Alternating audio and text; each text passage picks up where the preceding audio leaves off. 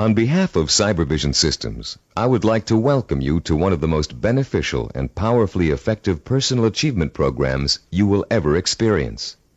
The Neuropsychology of Self-Discipline, the Master Key to Success.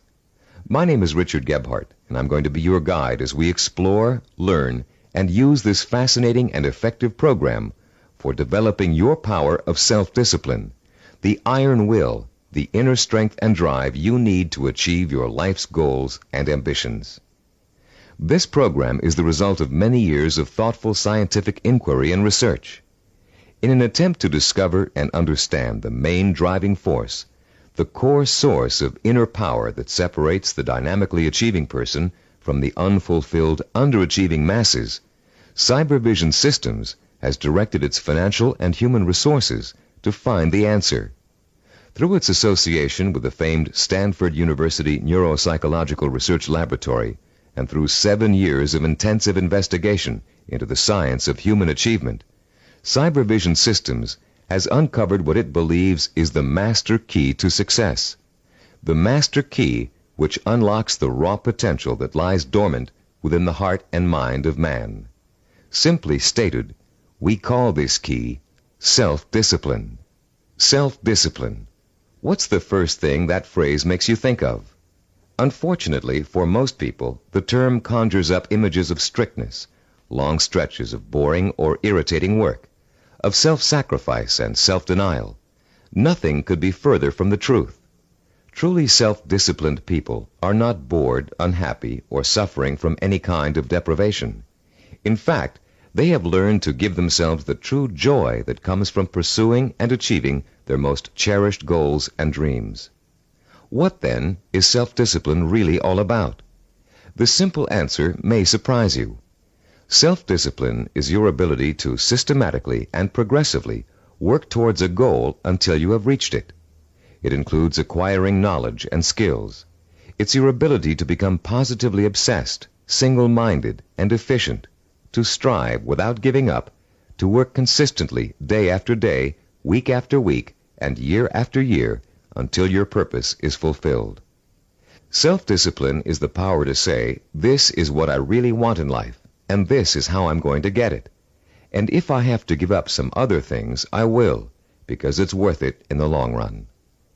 To be self-disciplined, you must learn to develop the kind of obsession that glows like a beacon in a storm. You must learn to watch that light and steer your course towards it, no matter what gets in your way or how long it takes. Like a sailor, you must learn to use the skills that will point you in the right direction, and you must keep on using all your knowledge, skill, and energy to stay on course until you have reached your destination. Self-discipline is the single ingredient that makes success possible for anyone who dreams of achieving great things. Without it, there would be no Olympic gold medal winners, no great artists, musicians, or writers, no brilliant inventors, Grand Prix winners, or multimillionaires. Every person who has made an enduring success of his or her life used self-discipline to get there. If self-discipline is so effective, why don't more people have it? Unfortunately, we live in a quick-fix society where old-fashioned effort isn't appreciated. Nearly everyone wants to be an overnight success. People spend their money as soon as they make it to get instant gratification through material things. And then the same people wonder why they're not getting anywhere. The truth is, without paying the price and without making an effort, most people will fail at what they set out to do. It takes years of hard work and discipline to master a skill or craft. Years of putting in 7-day work weeks to build a business from scratch into a multi-million-dollar operation. Years of schooling and internship to get a medical degree and start a doctor's practice. And years of tempering and seasoning to become a prima ballerina. We all greatly admire successful artists, business people, and doctors, among others. But how many of us are willing to put in the years of work it took for these people to get where they are? The late Ray Kroc, the founder and guiding genius behind McDonald's restaurants, told a wonderful story about the contrast between the self-disciplined achiever and the wishful thinker in a speech he gave to MBA candidates at Dartmouth College.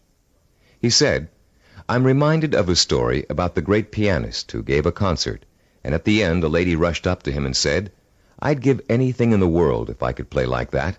And he said, "No, you wouldn't." She could have if she wanted to. Anybody could. I know, as a piano player, that piano playing is mechanical to a great extent. But it's the dedication, the disciplining to practice that makes the difference. And when you're talking about a concert pianist, he has been practicing for years. Years of practice, several hours a day, every single day. Practice, practice, practice, practice. Sacrifice and discipline. That's what it gets down to. And so he said, "No, you wouldn't," meaning that what she said she wanted to attain, she wouldn't pay the price to get.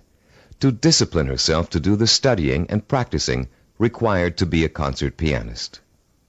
How many times have you heard yourself saying, "I'd give anything to be a doctor, or a lawyer, or president of a company, or a singer, actress, or dancer, if only I had the talent or the education or the intelligence"? The truth is, with a minimum of talent and average intelligence, you could be any one of those things. With a steady, sustained effort that never falters, never crumbles, and never gets lost in unimportant details, you can be anything you want. Many people believe that talent alone is the key to success. Talent might play its part, but it's not the difference. In every field of endeavor, millions of talented men and women with special talents are wasting away, contributing little to their own success or the good of mankind. And every day we see others who are less gifted, but who have accomplished more. Many believe that education is the key to success. Though it is a valuable aid, it is not the difference. The educated derelict is a common sight, and so is the man or woman who has achieved phenomenal success without the advantage of a formal education. And many believe that intelligence is the key to success. Even though a person with a high degree of intelligence is fortunate and possesses the raw materials to be successful, the relationship between intelligence and accomplishment is something less than balanced. Every day we encounter highly intelligent people who barely get by, and their opposite number, men and women of average intelligence, but superior achievements. The one quality which sets one man apart from another, the one key which lifts one to every aspiration, while others are caught up in the mire of mediocrity, is not talent, formal education, nor intellectual brilliance. It's self-discipline. With self-discipline, all things are possible. It's the closest thing you could have to a wish-granting fairy godmother. Without self-discipline, even the simplest goal can seem like the impossible dream. In America today, the greatest cause of failure is the lack of self-discipline. Lacking self-discipline, millions of American dreams turn to ashes. With lofty visions of success, many people don't know that it takes more than wishful thinking, shortcuts, gimmicks, and get-rich-quick schemes to achieve excellence. Somehow, most people have lost sight of the age-old truth that anything worthwhile achieving takes time, organized, persistent effort, and more time. As you look around you, you'll see the many obvious fruits of the undisciplined mind: poverty, unhappiness, and drugs, the social cancer of a quick-fix society. But it is the not-so-obvious, more subtle effects of the lack of self-discipline that we address here, the raw power and potential of talented and intelligent people that lies dormant, unchanneled, and wasted, untapped and unfocused because of the inability of these people to commit and mobilize themselves to a course of consistent action. The lack of self-discipline is the #1 killer of achievement in America.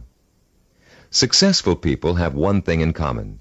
They set their sights on a goal and work every hour of every day towards reaching it. They learned what they needed to do to reach that goal, and they found a way to do it. If it meant taking on an extra job, they took the job. If it meant going to school at night, they attended evening classes. If it meant working countless hours 7 days a week, they worked the hours. If it meant relocating themselves and their families, they moved. Success consists of self-discipline, and self-discipline consists of doing whatever you have to do for as long as you have to do it to get where you want to be. If you truly want to seek your fortune, You must develop the inner strength to relentlessly pursue your vision day after day, week after week, month after month, year after year, until it becomes a reality. And it will become a reality. Stop and think about all the things you wish you'd accomplished, the things you know you could have accomplished if you'd only had the self-discipline to pursue them. Would you have gotten more education? Practiced and practiced at your favorite sport until you had a chance of becoming a pro? Learn to read and write music and play an instrument? Study engineering so you could design and sell the ideas you're always dreaming up? Actually, there are things you've accomplished through self-discipline way back in your childhood. Just think, how long did it take you to learn how to walk? For how many weeks and months did you struggle to stand upright? How many bruises did you get from falling down? And how many times did you pick yourself up and try again? You learned to walk because as a toddler, you became obsessed with learning to walk. You were determined to learn, no matter how hard it was at first or how long it was going to take. Every step you took was a small victory, and every time you fell down, it was just an excuse to start all over. Children are naturally self-disciplined because children believe that everything is possible. Children don't say, "I can't do it." Children say, "I want to do it." When you want something badly enough, and when you believe in it strongly enough, self-discipline will get it for you.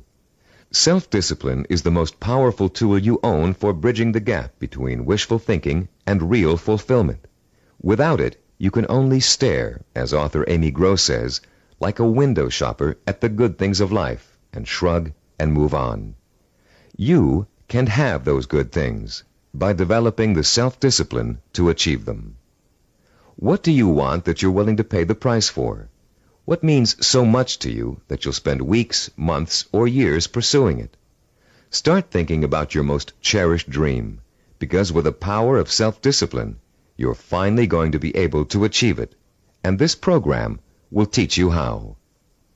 The Neuropsychology of Self-Discipline, your master key to success, will show you how to take the raw materials you already possess, your talent, intelligence, strength, and motivation, and turn them into the assets you need to achieve your life's goals. You'll learn how to gain the knowledge and skills that will set you on the path to success, and you'll learn to develop the kind of positive strength it takes to stay on that path until you have reached the very end. You may think it's impossible for you to develop the kind of self-discipline you see others using to achieve success. You may think you're too lazy, too scattered, too quick to give up. And that may be true of the way you're behaving now. But most people aren't self-disciplined because they never had a chance to experience the kind of joy and satisfaction that comes with mastering their own abilities and applying them to the one thing they really want in life. Once you get a taste of how intoxicating, of how free self-discipline feels, you'll be hooked on it for life. The neuropsychology of self-discipline is not the result of pop psychological and faddish theories, nor does it contain simplistic pablum-like success gimmicks found so often in many self-improvement programs. The Neuropsychology of Self-Discipline program incorporates the breakthrough findings of one of the world's most respected brain researchers, Dr. Carl H. Pribram, director of the Stanford University Neuropsychological Research Laboratory, with the practical experience of Cybervision Systems' team of learning experts. Dr. Pribram is one of the most respected and renowned brain and behavioral researchers in the world. Trained as a neurosurgeon, Dr. Pribram has been conducting research into the brain and behavior for over 30 years. His pioneering work and discoveries have led to his being called the father of neuropsychology. Besides his responsibilities at Stanford, Dr. Pribram also serves as the Director of Advanced Research for Cybervision Systems. The Neuropsychology of Self-Discipline incorporates two of Dr. Pribram's revolutionary discoveries. The first is his finding that our behavior is governed by images of achievement, and that without these images, we cannot mobilize and motivate ourselves to achieve our goals. The second is Dr. Pribram's discovery of how the human brain forms visual and sensory images and how these images affect our emotions, our power to commit ourselves to a course of action and see it through to the end with excellence through perseverance and persistence. Dr. Prebram's cutting-edge work lets us understand, for the first time, the relationship between thinking, sensing, motivation, and behavior. And by collaborating with Dr. Prebram, Cybervision Systems has been able to develop a powerful technology that enables you to harness your own mental processes and motivate yourself to develop the kind of iron will that will carry you through thick and thin to achieve your goals, achieve them well and completely, and enjoy the journey every inch of the way. You don't have to be a scientist to understand, apply, and benefit from these principles. All of the complex research, development, and testing has already been done for you. We've turned Dr. Prebram's research results into a simple but powerful technology anyone can use to learn the beauty and joy of true self-discipline. Your Neuropsychology of Self-Discipline program centers around 3 points of organization. First, in Session 2, you'll be introduced to a description of 10 characteristics of goal-achieving, highly disciplined people. Countless hours of research and interviewing went into gathering this information, all to discover the tools these people used to develop and exercise their powers of self-discipline. These characteristics will become a model or benchmark that you will strive to incorporate into your life. By keeping these characteristics close in mind, you'll have an achievable ideal against which you can measure your own behavior and habits as you strive to acquire and make permanent the skill of self-discipline. The second crucial section of this program is what we call the Knowledge and Information section. In Session 3, you'll be systematically guided through the easy-to-understand and learn principles of Cybervision's power of self-discipline. You'll learn once and for all that the power of self-discipline is the master key to your success. Not only will you learn why, but you'll thoroughly understand, in depth, the power principles of self-discipline. The third, and to you the most important section of the program, is what we call Action and Implementation. In Sessions 4 through 10, you'll begin the actual process of becoming self-disciplined, of developing the core skills that will enable you to achieve anything and everything you desire. You'll start by learning how to determine exactly what it is you want to achieve in your life. You'll then learn how to select role models who have already achieved what you desire to achieve, and learn patterns of success from them. You'll discover how to transform those desires into emotion-provoking imaginary blueprints, sensory images rich in sight, sound, touch, taste, and smell, images that excite and stimulate your emotions. You'll learn how to overcome the poisonous doubt that gnaws deep within you as you dwell and reflect upon your chances for success. You'll learn how to determine the knowledge and skills you need to achieve your desire, and how to plan your time so that you can progressively achieve your goal over a sustained period of time. And you'll discover the principles of persistence, how to break through the barriers of time, how to keep going no matter how difficult, painful, or tiring it may be, until your dream is realized. Once you have mastered the principles of self-discipline, you'll discover that nothing, literally nothing, is impossible for you. You will feel like a lean, hungry lion who has just been set free from temporary captivity, proud, aggressive, and equipped with the instincts and tools of survival. Included with this program is a personal study guide. It was designed to assist you in mastering the materials and applying the techniques contained in the audio cassettes. Use it well, for it will help you every step of the way in developing the power of self-discipline. Before you go any further with the audio cassettes, please read the introduction in the study guide. Complete the written exercises for this session, Session 1. Then prepare yourself to listen to Session 2 by first reviewing the background information on Session 2 in the study guide. By following the principles of this program, you will, for the first time in your life, be able to achieve whatever it is you desire and accomplish it with the pride of excellence. Talking about success is one thing. Anybody can do that. Achieving it day by day, month by month, and year by year is another. That's what you're going to learn in this program. How to do it. Behind every great achiever, there's another achiever. It may be someone close to home, a parent, teacher, or friend. It may be someone who's currently famous, or it may be a historical or mythological figure. There are probably many young cadets at West Point and Annapolis today who secretly dream of someday repeating the astonishing feats of General George S. Patton, the legendary World War II hero. Yet Patton himself attributed his success on the battlefield to great military leaders of the past.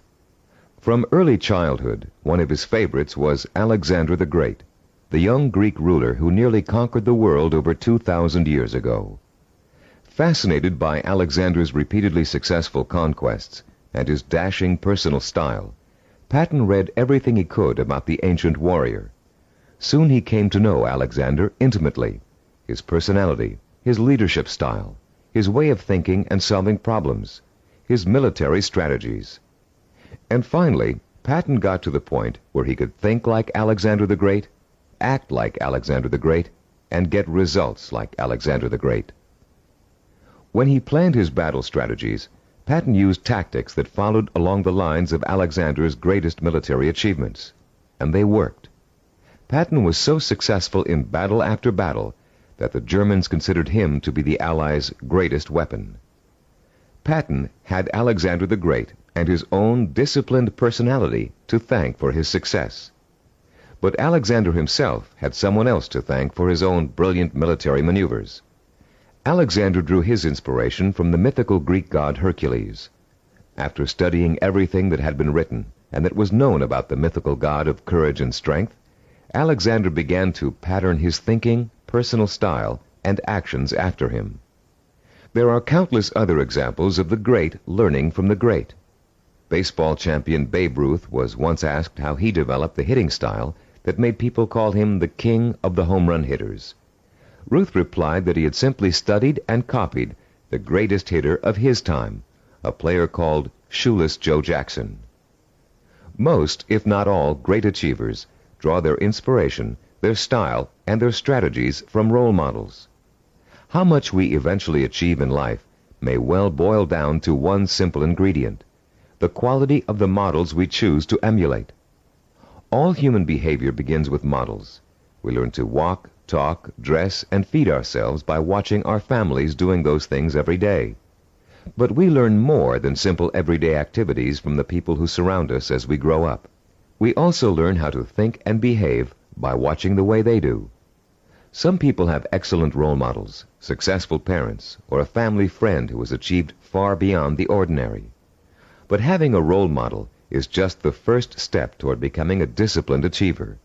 You must use that model, make it a part of your own personality in order to succeed. This program will take you through the entire process, from start to finish. In this session, you're going to start by being given a role model of your own, a model of the disciplined, motivated achiever. You'll learn the 10 dominant characteristics of that model and be able to compare your own behavior to it. And you'll also learn about its opposite, the undisciplined underachiever, and why that person is destined to fail. Years of research have gone into the creation of this model. Cybervision has studied people who have been successful in business, education, science, the arts, and other fields. These people were tested for the possible presence of dozens of characteristics and attitudes. And when all was said and done, Cybervision found 10 qualities that were common to every one of them. Understanding the characteristics of the highly disciplined achiever can be as inspiring to you as Alexander the Great was to George Patton. Together, they will form a living, breathing picture of the type of person who is highly self-disciplined and who gets things done. With this picture in front of you, you'll have a model to pattern your own behavior after, and you'll be able to begin to reshape your life along rewarding, achievement-oriented lines. As you listen to these 10 characteristics, compare your own behavior to each one. The idea isn't to become discouraged because you're not living up to an ideal.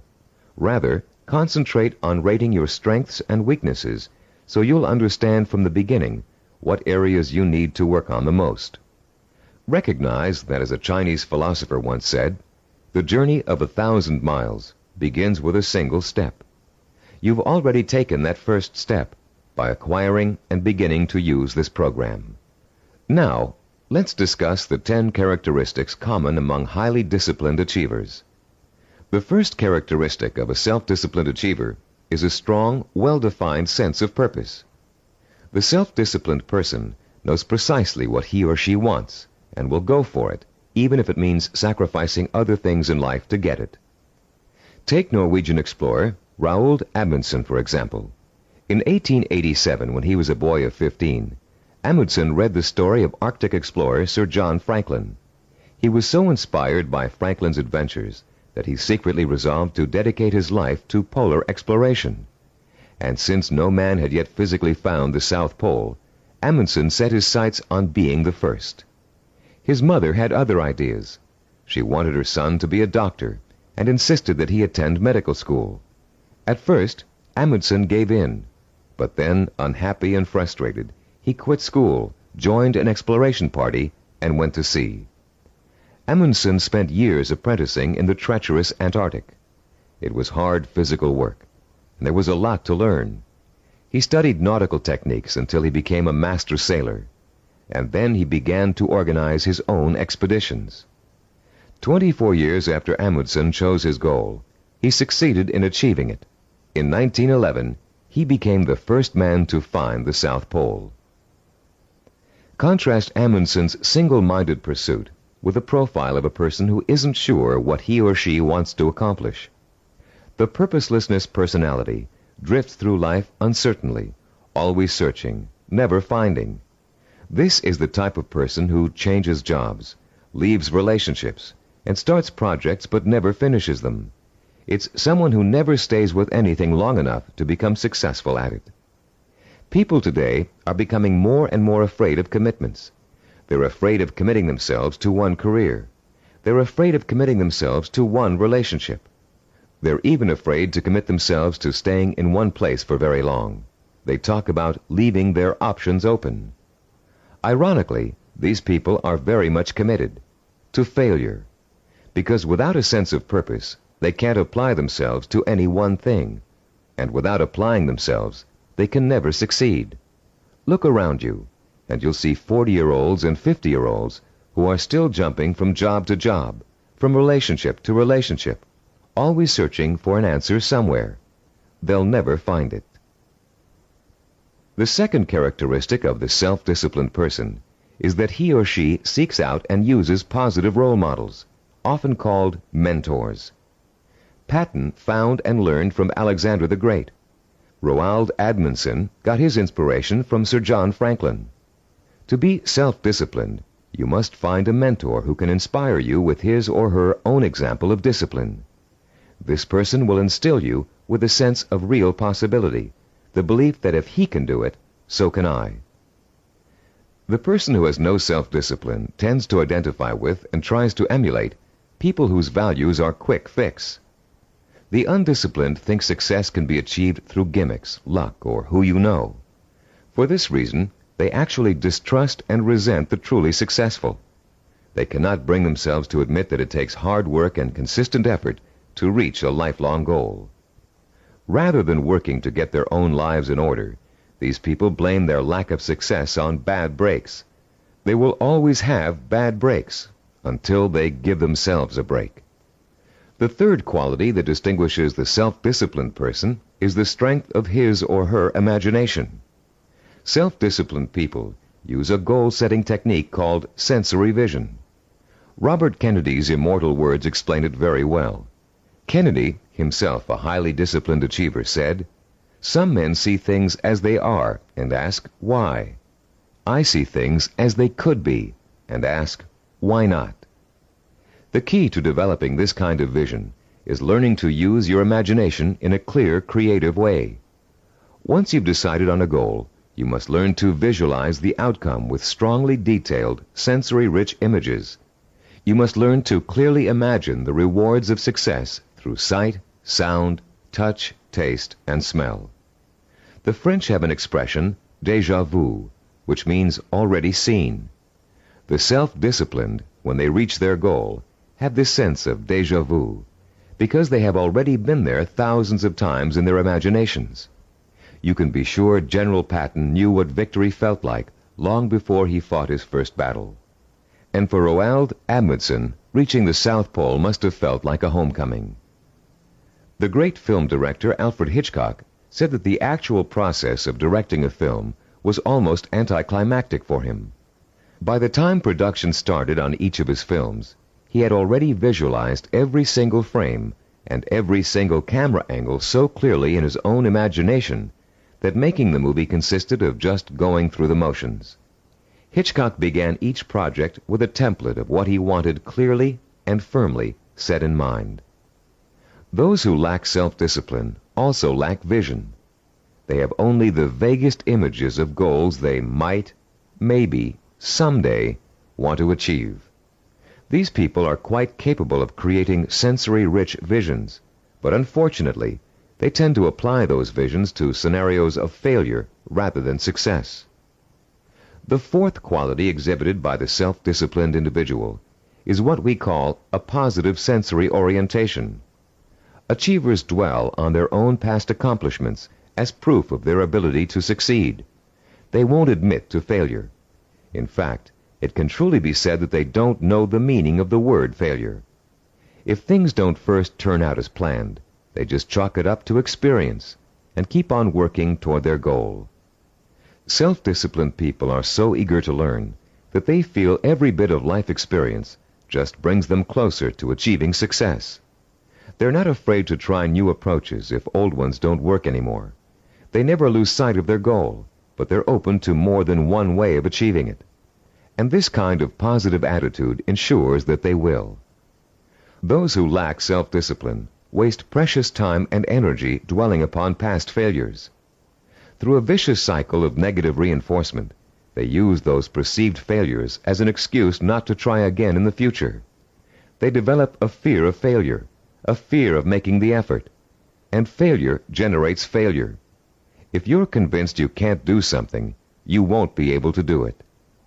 The characteristics we've discussed so far all add up to a quality called self-assurance.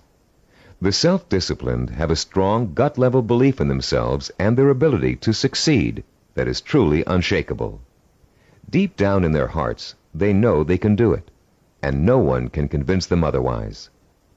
When Christopher Columbus set out to find a new route to the West Indies, Europeans thought he was crazy.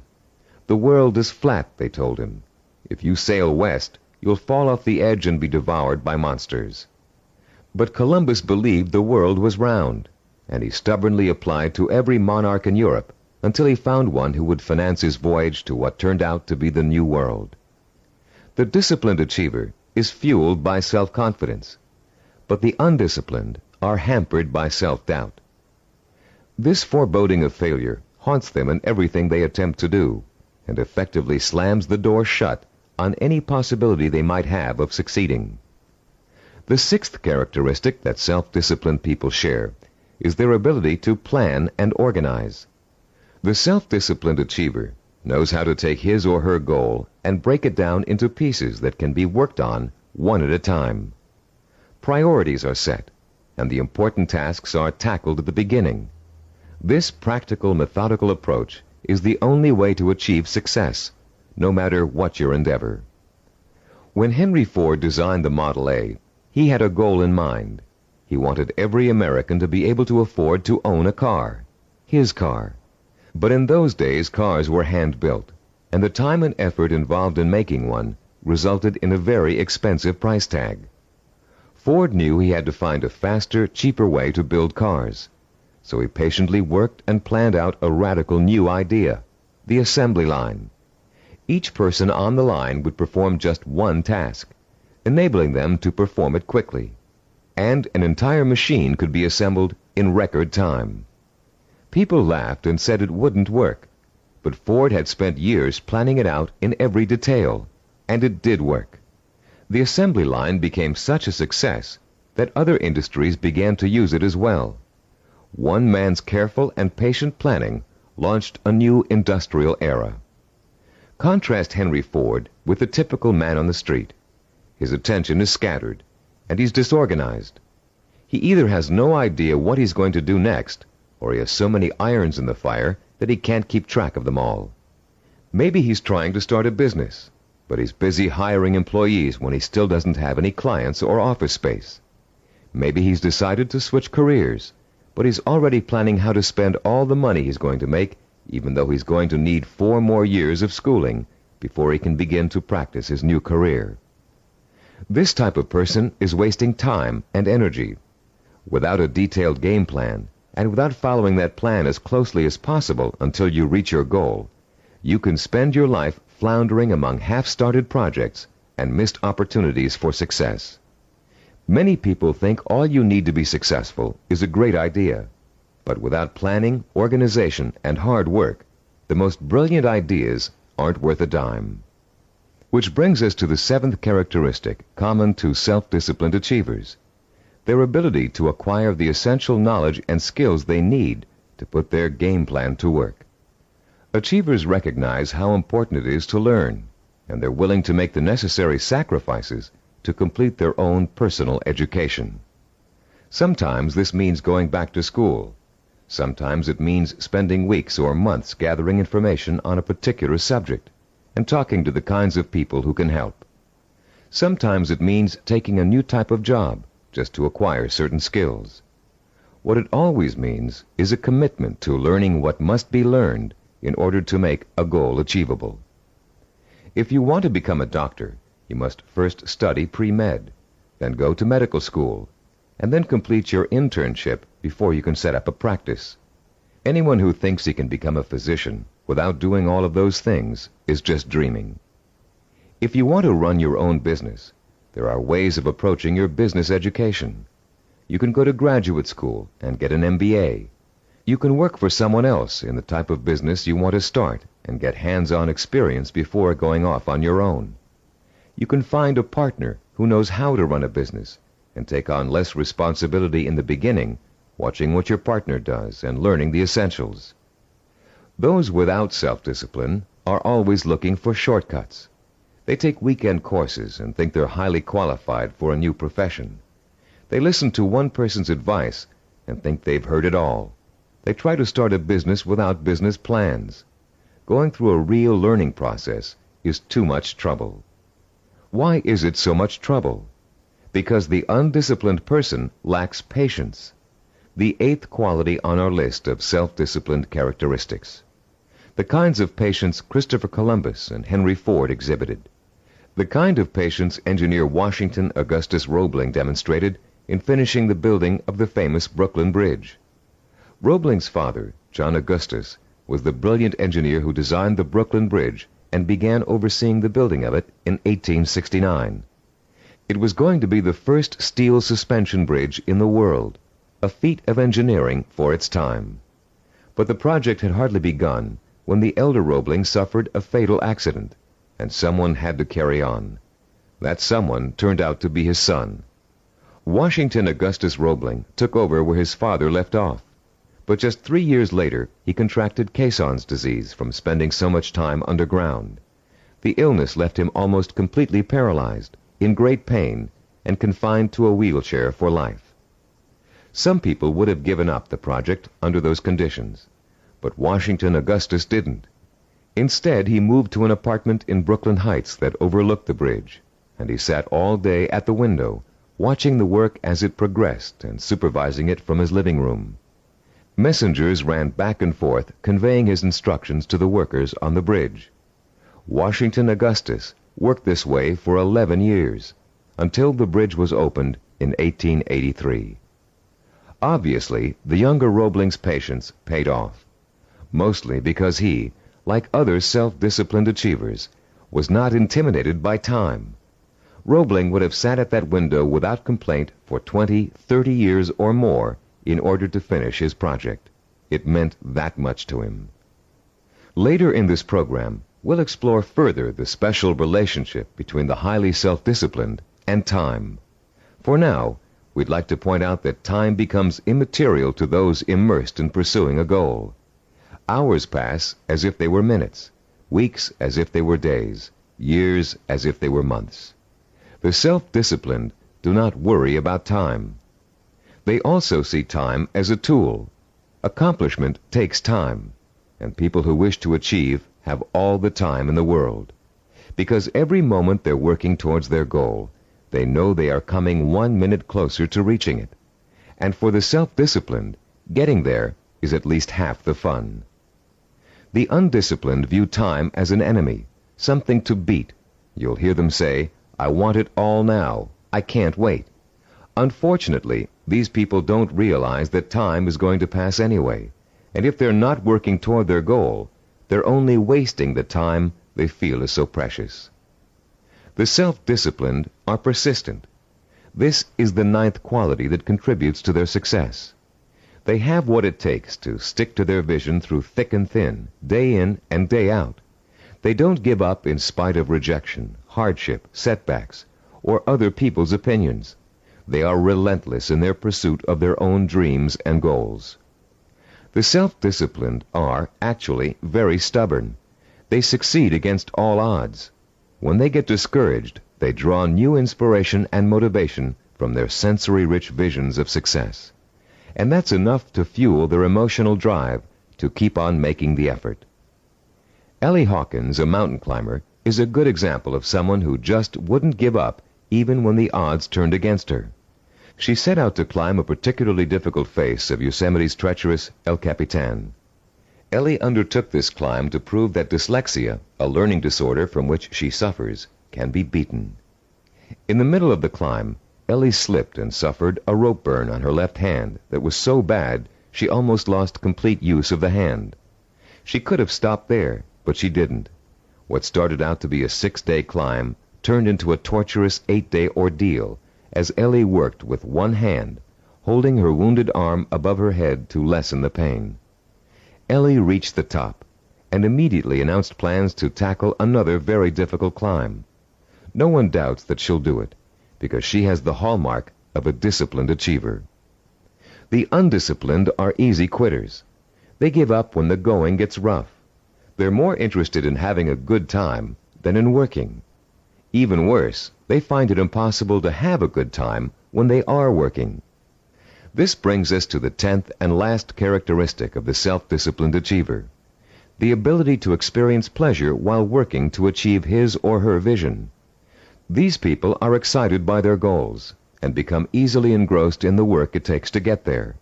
They're interested in learning, they enjoy acquiring new skills, and they have a good time while they're pursuing their ambitions. To the highly disciplined, there's no such thing as work. Their work becomes their life and their main source of pleasure. When they become successful, you often hear them say, "I can't believe I'm getting rich doing this. It's so much fun." And most of them would keep doing what they're doing, even if they weren't making money at it. To the undisciplined, work is the stressful, painful, boring part of life that must be tolerated between periods of pleasure. These are the people who live for the weekend, who are willing to work only because it gives them the disposable income they can spend on fun. And these are also the people who don't want to put in overtime or take work home unless they're being paid extra for it. If taking on more work will only get them a promotion or a crack at a better job, they won't do it. Now that we've identified the 10 qualities common to all self-disciplined achievers, we'd like you to begin comparing yourself against the model characteristics we just discussed. This self-assessment will give you a good idea of your own strengths and weaknesses. After you've finished listening to this session, turn to page 11 of your study guide and follow the instructions for using the personal assessment form you'll find there. Let's summarize the characteristics of self-disciplined achievers. First, they have a strong, well-defined sense of purpose. They know what they want. Second, they seek out positive role models for inspiration and learning. Third, they use sensory-rich visions and a vivid imagination to set the stage for their own achievement. Fourth, they have a positive sensory orientation. They expect to succeed rather than fail. Fifth, they have a deep-rooted belief in their ability to achieve. They are immeasurably self-assured. Sixth, they have the ability to plan and organize. They can break down what they want to achieve into manageable steps and set priorities that let them accomplish the most important things first. Seventh, they know how and when to acquire essential knowledge and skills. They're not intimidated by the thought of having to learn something new. Eighth, they have patience. The passing of time doesn't bother them. They'll keep working toward their goal for as long as it takes.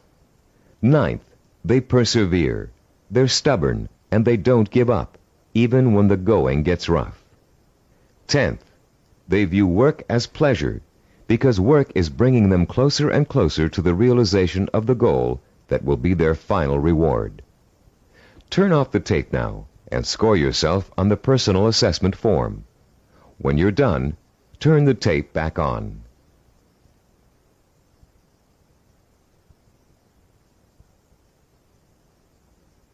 Welcome back.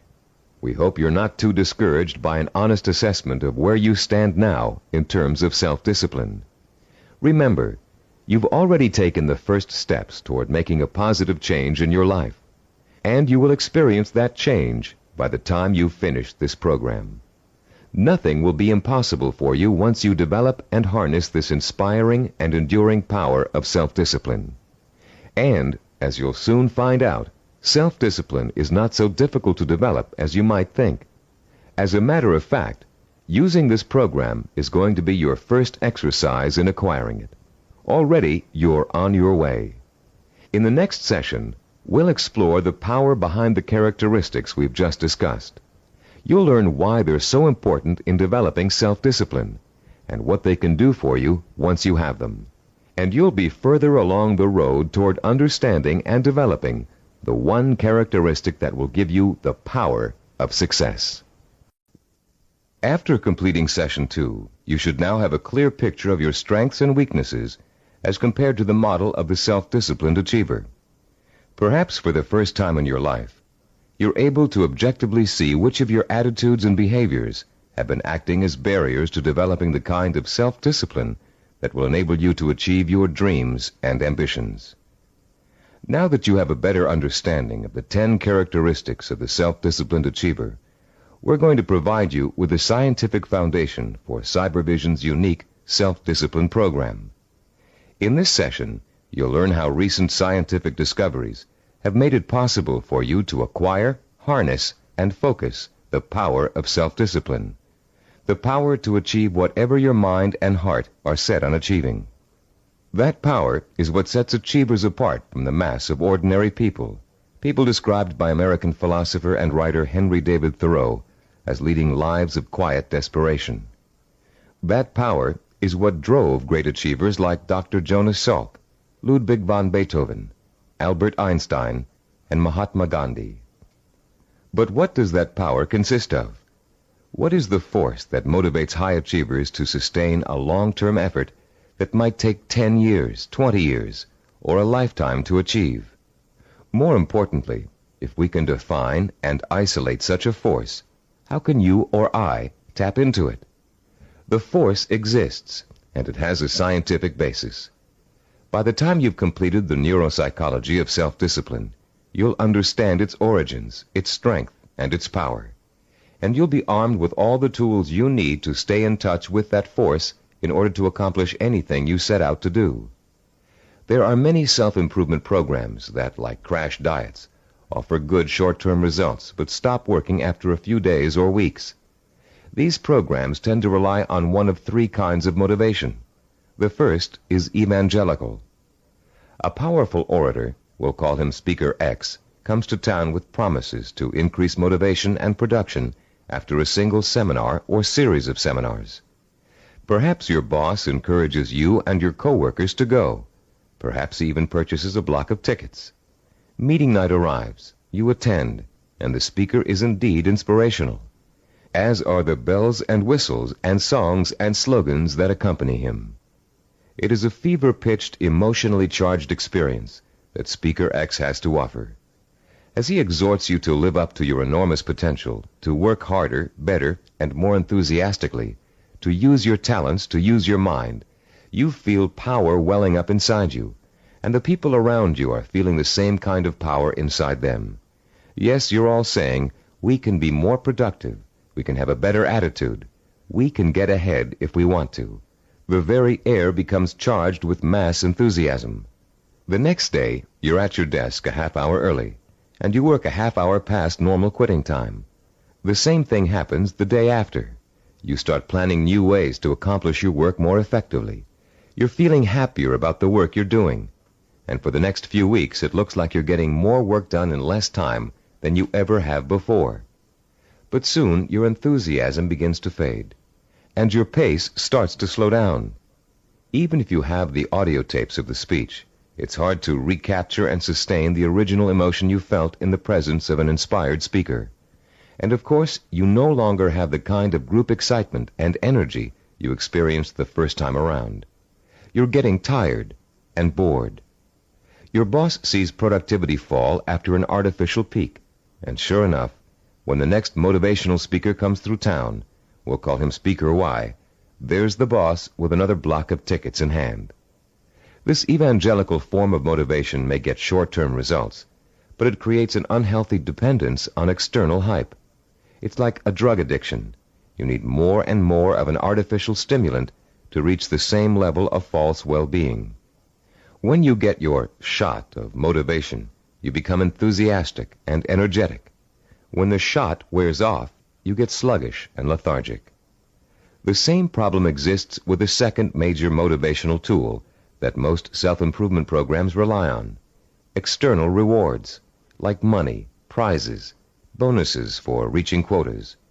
These are essentially pats on the head from the boss, often desirable pats, but still pats on the head, signals that you've pleased someone else.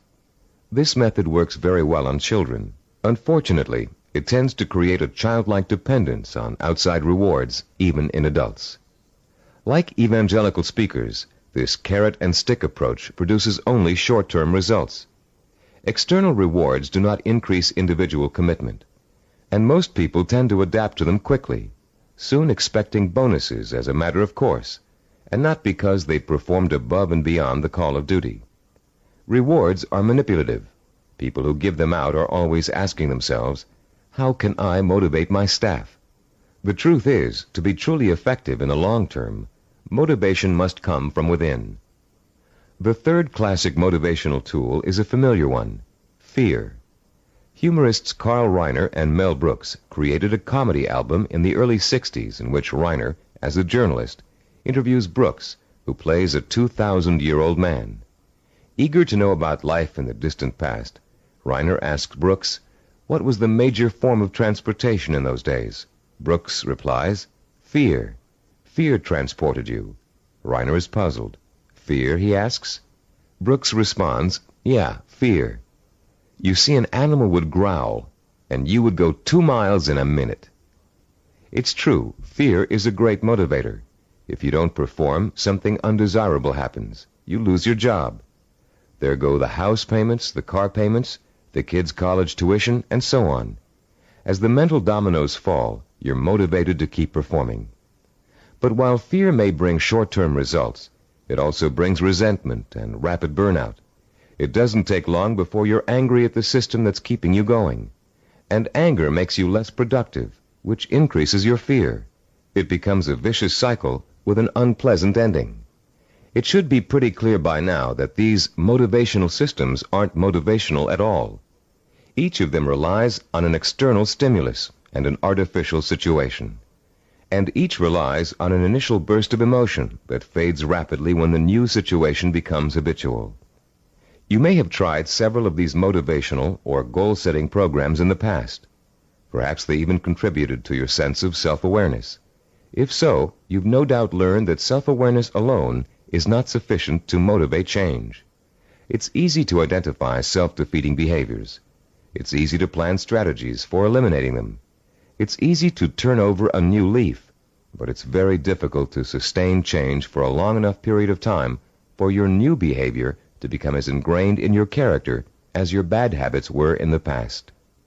Having a roadmap is not enough. You need fuel. The key to developing self-discipline, the power to persistently pursue a long-term goal without giving up until the goal is achieved, is the fuel of internal motivation.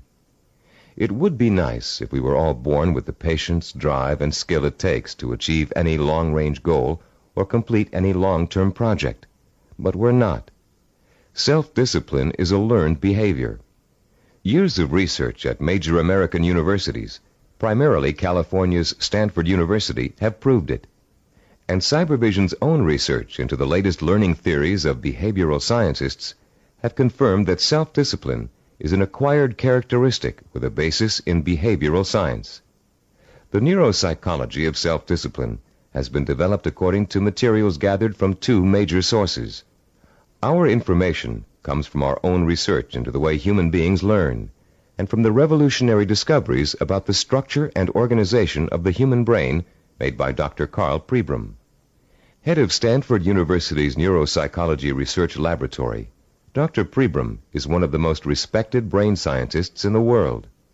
Trained as a neurosurgeon, his research into brain function led to a deep interest in the behavioral sciences. His pioneering work in both of these areas led to the fusion of the two into the science of neuropsychology. As a neuropsychologist, Dr. Pribram studies how the nervous system and its component parts affects human behavior. Those studies have led to two revolutionary discoveries. The neuropsychology of self-discipline incorporates both of them. The first of Dr. Pribram's discoveries explains how the human brain forms visual and sensory images, and how those images affect our minds, our bodies, and our behavior. The second discovery is that our behavior is governed by images of achievement, neuronal blueprints of the skills and actions that determine our success or failure in the achievement of our goals. Let's discuss how each of these scientific discoveries leads us to understand the power and the origins of self-discipline. Many scientists and psychologists have believed for years that the human brain barely distinguishes a real experience from an imagined one.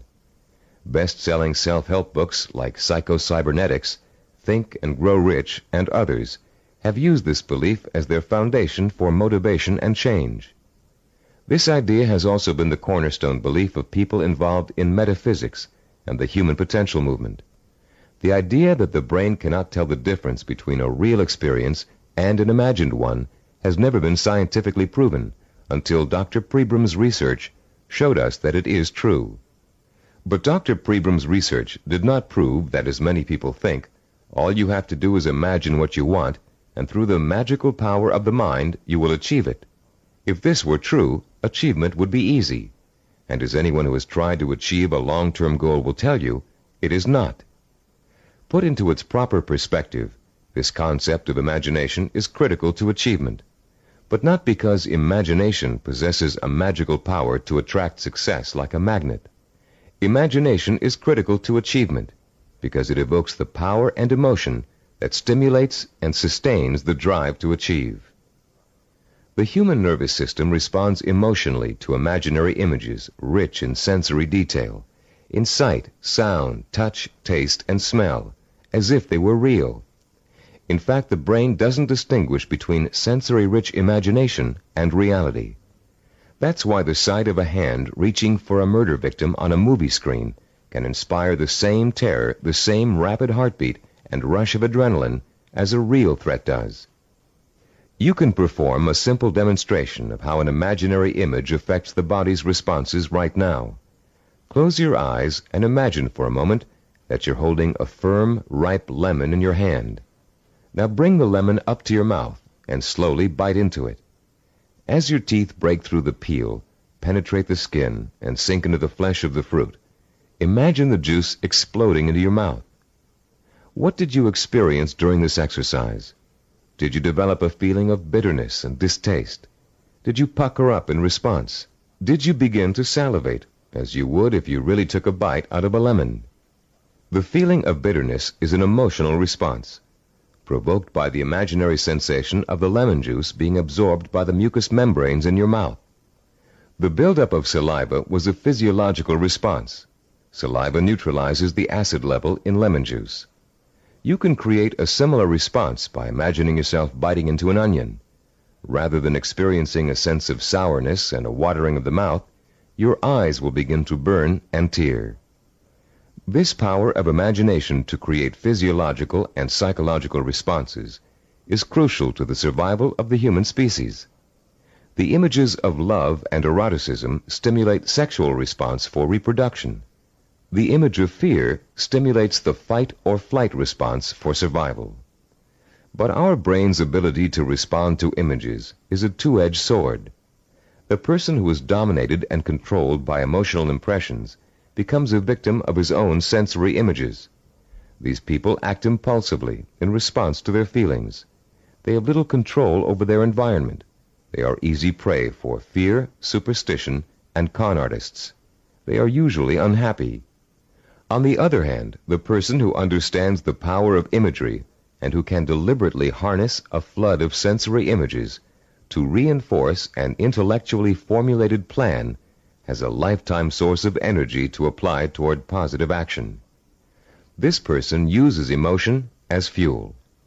Only when the imagination is harnessed and focused on the benefits and rewards of a specific goal can we light the fires of self-motivation and develop the kind of self-discipline that will help us achieve that goal.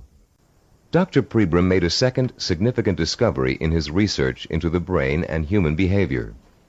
He found that all of our actions are governed and driven by what he calls an image of achievement. That image of achievement is actually a mental blueprint for reaching a goal. It is made up of images rich in sight, sound, touch, taste, and smell. And in the mind of a highly self-disciplined achiever, it serves as the source of emotional fuel that drives him to work long and hard to reach his goal. Wimbledon tennis champion Stan Smith reported that once he realized that he could compete with some of the world's best tennis players, he established a vision of himself becoming the #1 tennis player in the world. He imagined winning the Wimbledon title years before he actually achieved it. He saw himself receiving the trophy, dancing at the winner's ball. He felt the worldwide acclaim that would accompany his success. He used that vision as an emotional well from which to draw the necessary strength, persistence, and perseverance to spend thousands of hours in practice and competition, developing the skills and experience that would eventually see him to the realization of his dream. Have you ever heard someone say, "I wanted it so bad I could taste it"? That's the kind of stimulus that motivates the self-disciplined achiever. Not only can the achiever taste victory, he can see, smell, hear, and feel it too. After years of research, we now know that such deep, sensory-rich images are the actual language of the brain. Although it is actually far more complex, the brain can be compared to a computer. Computers, also referred to as hardware, can do nothing by themselves.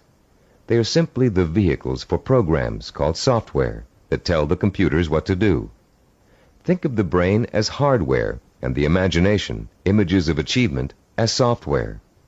Images of achievement tell your brain what to think, which in turn tells you how to act. The right images can set in motion a chain of events that will lead you towards any kind of achievement you can imagine. Author Joe Himes describes watching a Taekwondo master named Young Tai Lee practicing blows against a straw-covered board. Lee pounded his fist again and again against the board, oblivious to the fact that his knuckles were bleeding. When Lee's practice was over, Himes asked him whether his hand hurt. Lee replied, "Not until just now, when I thought about it." When Himes looked astonished, Lee explained further, "When I was striking the Makawara board as you came in, my mind was on my home in Korea. Though I was standing here, I was seeing the mountains I knew as a youngster and the children I played with, hearing their laughter and my mother's voice. I was unaware of the pain in my hand." Lee then told a dramatic story of his own Taekwondo master, who once underwent a sinus operation with only his own concentration for an anesthetic. "How was that possible?" Himes asked. "Regulate your breathing," Lee replied. "Fix your eyes and mind on something else, perhaps a rock or a spot on the floor or ceiling. Concentrate on that object, savor it, taste it, give it color, and smell the dimension. Let it absorb all your thoughts and concentration, and the pain will diminish." If we replace the word object in Lee's description with the word goal, we have the perfect description of a sensory blueprint. Concentrate on that goal, savor it, taste it, give it color, and smell the dimension. Let it absorb your thoughts and concentration. This ability to use sensory images to marshal one's powerful sensory impulses toward a goal is the essence of self-discipline. We are all born with imagination. Self-disciplined achievers have learned to use it to achieve even the most seemingly impossible goals. The self-disciplined achiever begins the journey to success with imagination. He asks himself, if I can have whatever I can imagine, what do I want? What is my purpose? When he has defined that purpose, he uses his imagination to create a vision of achievement, a sensory-rich image that will evoke an emotional response so strong that he is driven to action to bring his vision to life. And when he has achieved that goal, he uses his vision to create new goals, for the self-disciplined achiever never stops. He has learned such a powerful method for becoming successful that the pleasure of succeeding has for him become life itself. The self-disciplined achiever also uses imagination to change his goal whenever necessary. As images evoke emotion, and emotion propels him to act, he gets closer and closer to his goal. And the closer he gets, the more his reality changes. When it changes in such a way as to make his original goal either impossible or undesirable, he changes that goal to fit his new reality. The self-disciplined achiever creates a feedback system that ensures that he will never give up and he will ultimately achieve what he wants. This is where most people fall down. They're working towards a goal and suddenly circumstances interfere with that goal. They get sidetracked. Then when they try to get back on course, it doesn't work. Because their original goal does not fit their new reality, they think they have failed and they give up. In the same circumstances, the self-disciplined achiever uses his or her goal visualization as a reality check. If reality suddenly dictates that the original goal won't work, the goal must be altered to fit reality. The achiever has not failed. He or she has set a new course that will lead to success. Take someone who sets out to become an obstetrician. After 4 years of pre-med and 2 years of medical school, our self-disciplined achiever suddenly realizes that she's far more interested in becoming a neurologist. Should she drop out of medical school? Of course not. She'll simply switch her visual blueprint to another field of medicine and change her plans for where she'd like to intern after medical school. She doesn't think of herself as a failed obstetrician. She thinks of herself as a successful neurologist. Or take the businessman who wants to open up a retail store in his neighborhood. During the knowledge-gathering process of talking to other business owners, discussing loans and insurance with bank officers, and looking into buying franchises, he discovers that a retail operation won't really fit his particular talents or expectations. Instead, he realizes he's a perfect candidate for starting a direct marketing company. So he changes his vision and his direction to fit his new goal. For these people, the fire still burns, but the trial and error process of working towards their goal has led them in directions they wouldn't originally have thought to go in, and they will be successful because they're flexible enough to grow and change as their goals grow and change. The relationship between vision, self-motivation, and achievement can be condensed into an easy-to-understand 7-step formula for developing self-discipline. As we explain that formula, you can refer to your study guide and follow along as we talk about the 7 keys to self-discipline outlined in diagram 3.1. The first step in developing the power of self-discipline is to create a purpose. You must define a cause to which you can wholeheartedly commit your time, resources, and energy. This cause points you in a direction. It gives you a reason for making the effort. It lights a small spark inside you that will soon begin to burn with emotion and drive. The second step is to find role models who have already achieved what you want to achieve. Study their life patterns, their methods and techniques for reaching their goals. Let their example inspire you, and realize that they are normal people just like you, but they are self-disciplined people. With the power of self-discipline, you can achieve as much as they have. With a firm purpose in mind and an exciting sense of possibility sparked by your role models, you'll find yourself developing a strong-willed emotional belief in your ability to succeed. The first small spark of hope is turning into a glowing ember of possibility. In the third step, you'll translate your feeling of possibility into a sensory-rich vision of success. At this point, with a vision rich in touch, taste, sight, smell, and sound in front of you, you'll make the leap from the possible, I think I can do it, to the heartfelt, I know I can do it. Your vision and your belief will fan the embers of conviction until they burst into a flame of emotion that incites you to action. This all-encompassing flame of emotion is the fourth step of the formula. It is what gives you the energy, the creative power, and the desire to single-mindedly see your vision through to its successful completion. Motion is the root word for emotion.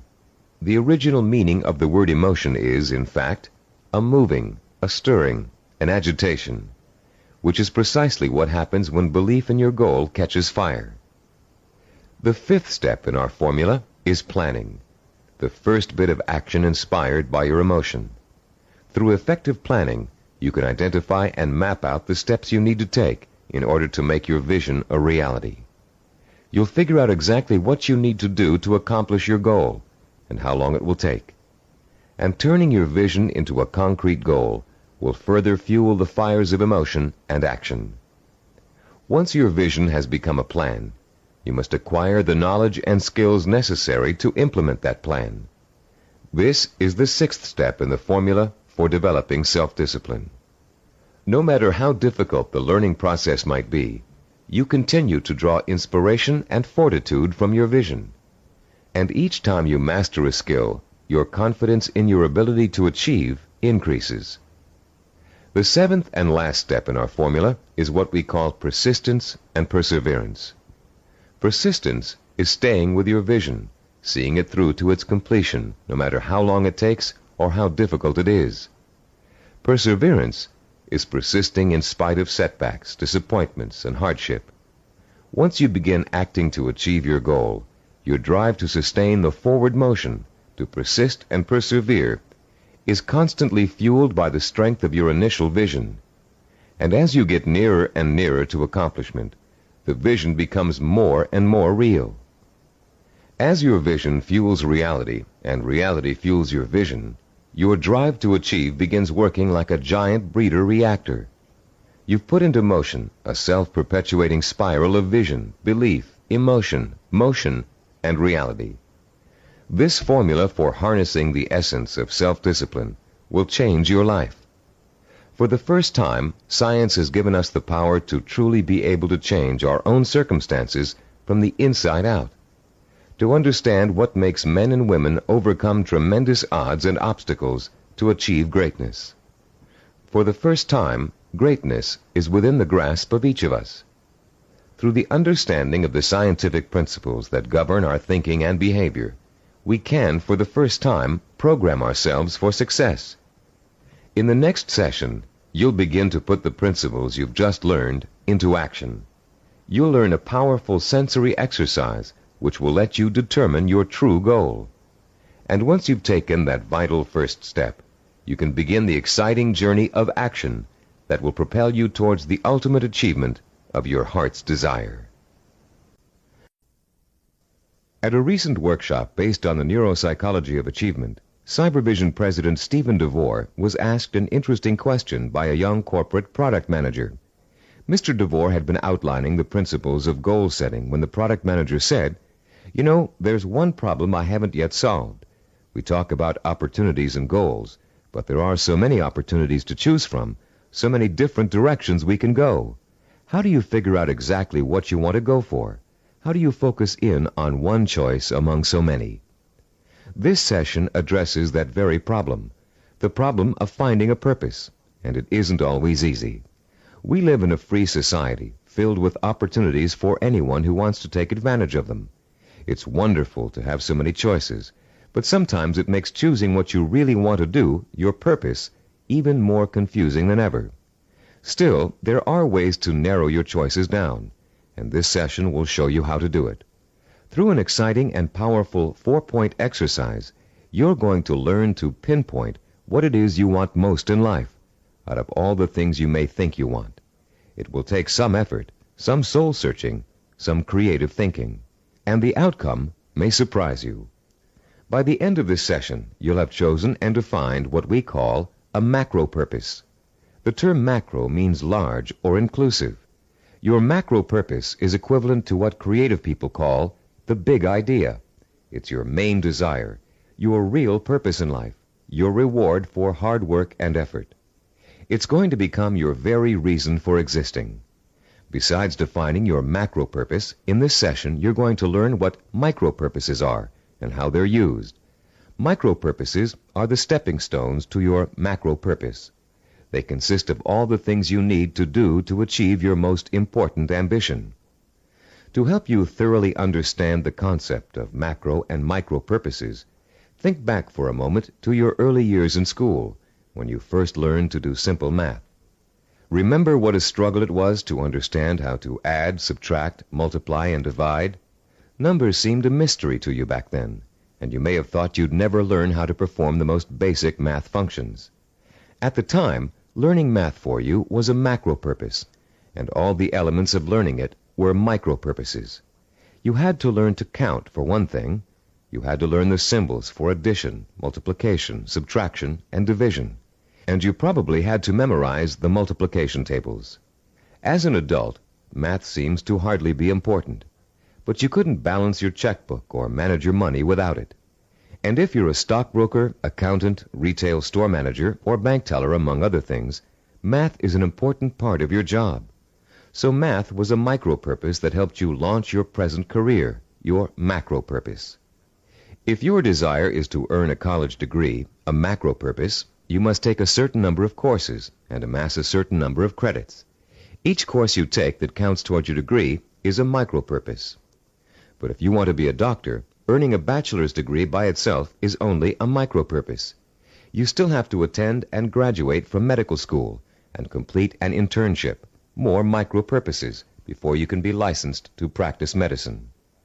As you can see, macro and micro purposes change according to your stage in life and what you want to accomplish at the moment.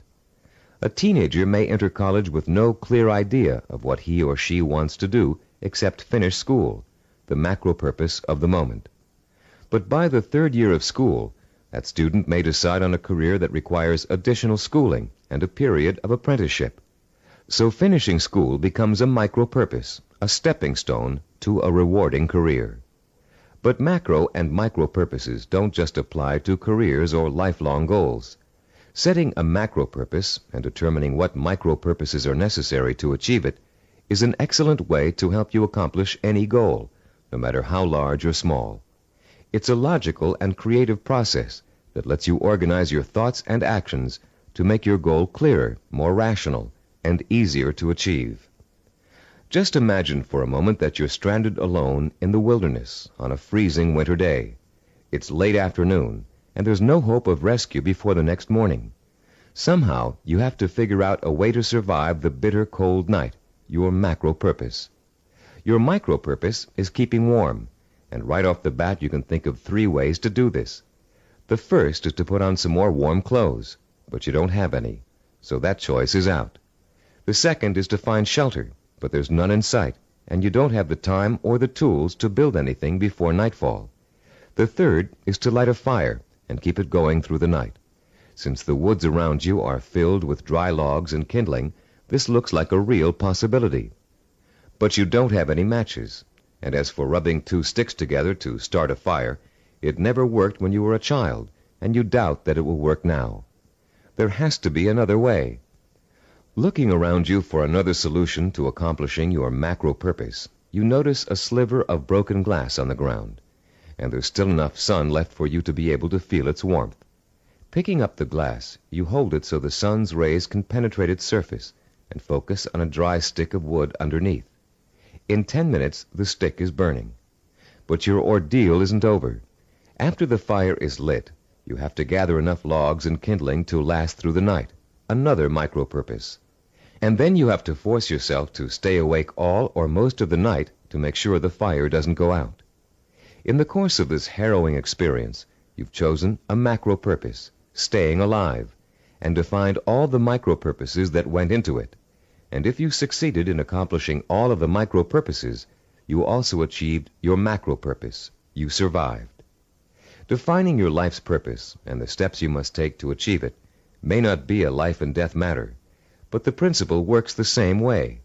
By the time this session is over, you'll have a macro purpose, a clear understanding of what to focus your energy, talent, and intelligence on. And you'll be able to light your own inner fire and feed it with a life-enriching, emotionally compelling purpose. And purpose, as we've noted, is the starting point from which self-discipline and achievement spring. Your first step in determining your macro purpose involves something everybody loves to do: play. You've already learned how important enjoying work is to the highly self-disciplined. To these achievers, work and pleasure are synonymous. Now you're going to get a taste of how easily this can happen.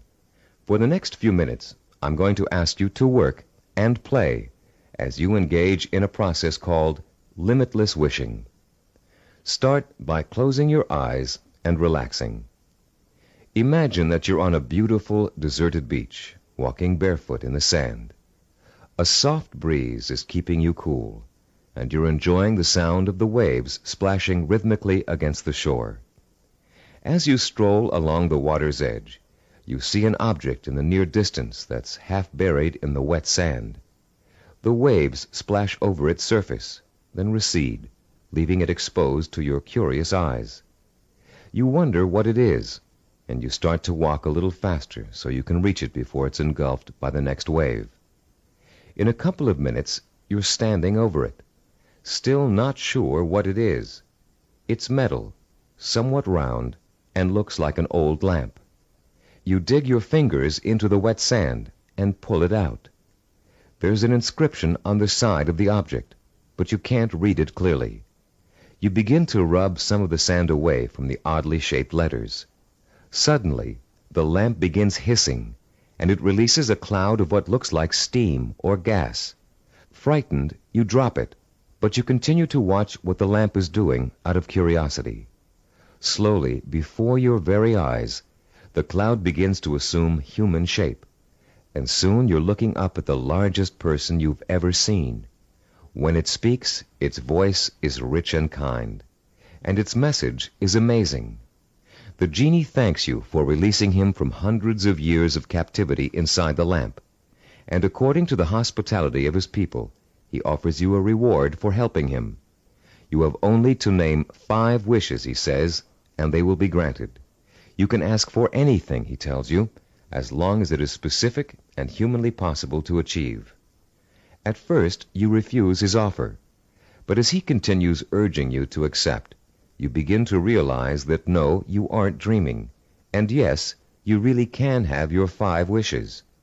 The possibilities start dancing before your eyes. Think long and hard about it.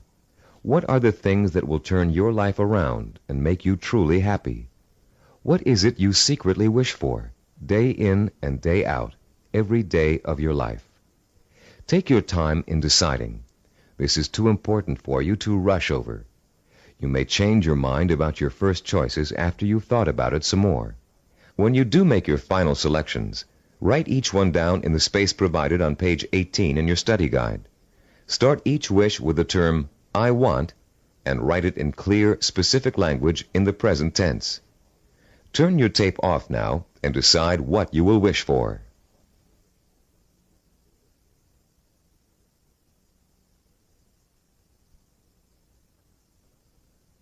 Welcome back. You now have in front of you a list of 5 wishes that your mind and heart told you are the most important things in life to you. Now, with a little imagination, you're going to create a scenario in which each of these wishes is fulfilled. This second step of our 4-part process is called wishful imagining. Close your eyes again and picture, in as much detail as possible, that your first wish has come true. If you wished for a great deal of money, imagine how your life has changed now that you've gotten it. Imagine the kind of house you're living in, the kind of car you're driving, the kind of clothes you're wearing, and what you're eating for breakfast and dinner.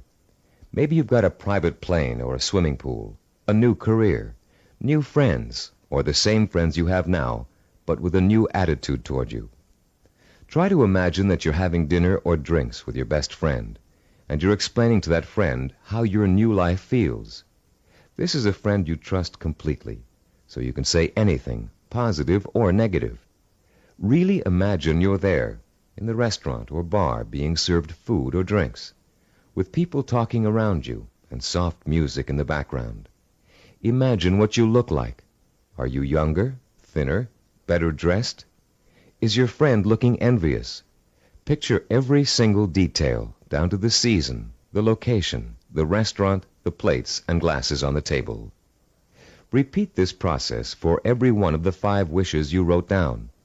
And as you imagine each one coming true, pay attention to your emotional response.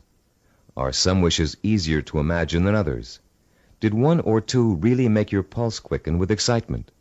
Are there any that felt particularly comfortable, as if you could just walk right into the scenario and feel at home?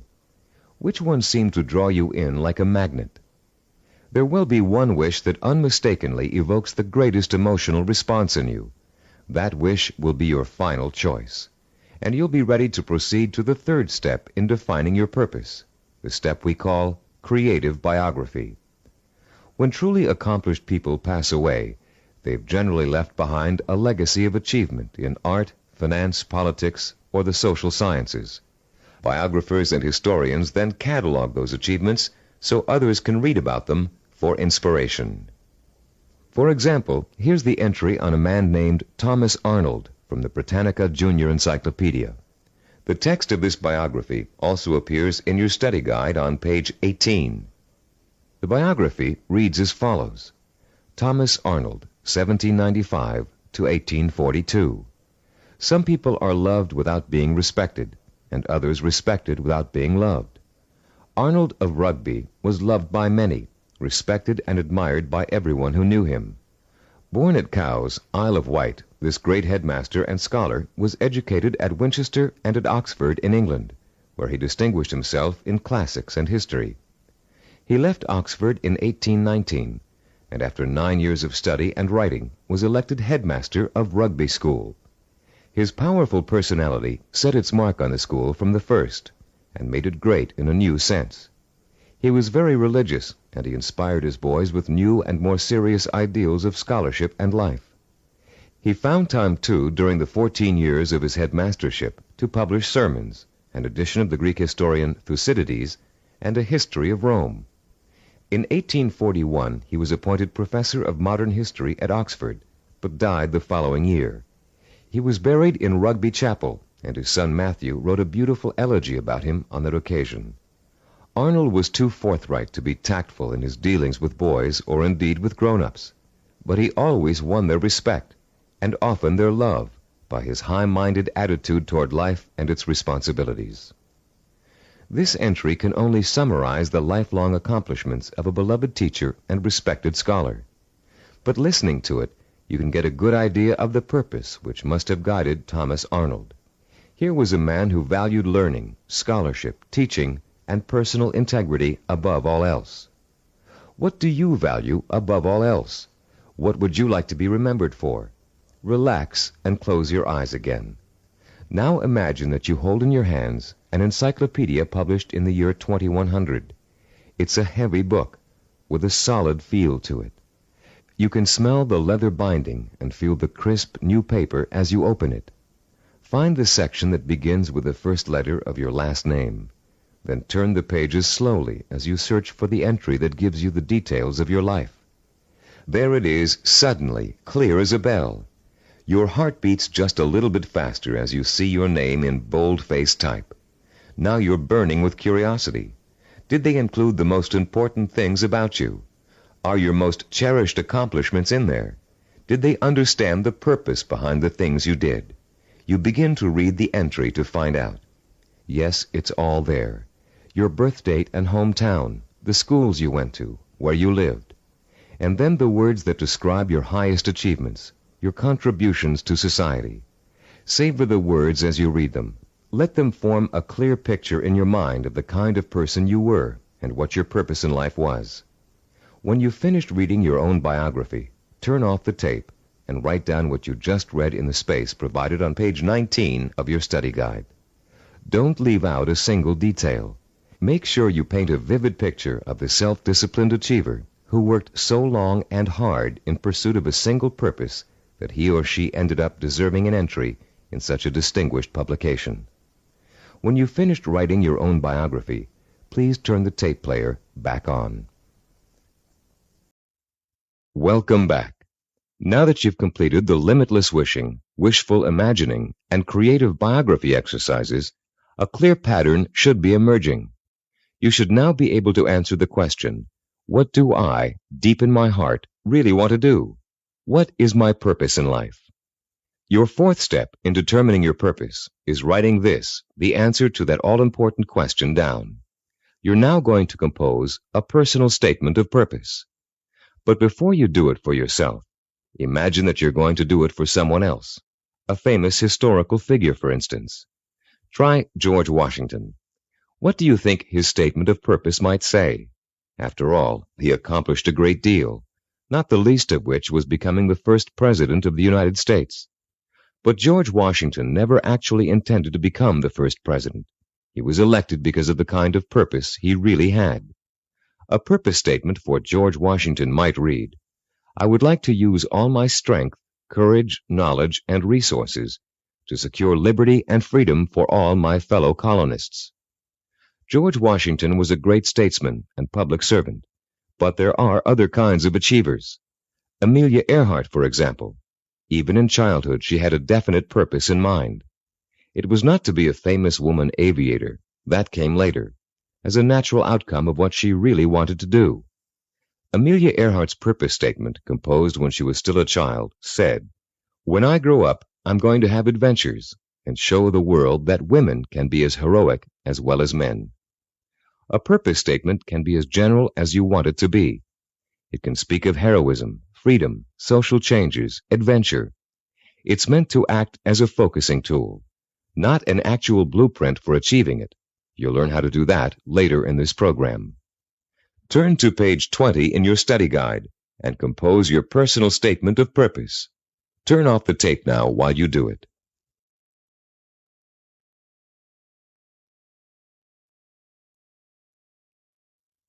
Welcome back again. You've come a long way in this session. You've learned to use limitless wishing, wishful imagining, creative biography, and a statement of purpose to narrow down your options and make a final choice about where you're going to focus your efforts. You've just used this four-part process to make a major decision about what you really want to accomplish and achieve in your life. But you can use it again and again, anytime you feel it's necessary, to aid you in making any kind of decision, from the smallest to the most important. This process works equally well for macro and micro decision-making. Whether you know it or not, you're now well on your way to becoming a self-disciplined achiever. You've learned to use one of your richest natural resources, your intuition and imagination. You've discovered what it is you really want to achieve and have written it down as a statement of purpose. You've laid the solid foundation upon which the power of self-discipline is built. We'd like to congratulate you on what you've already accomplished.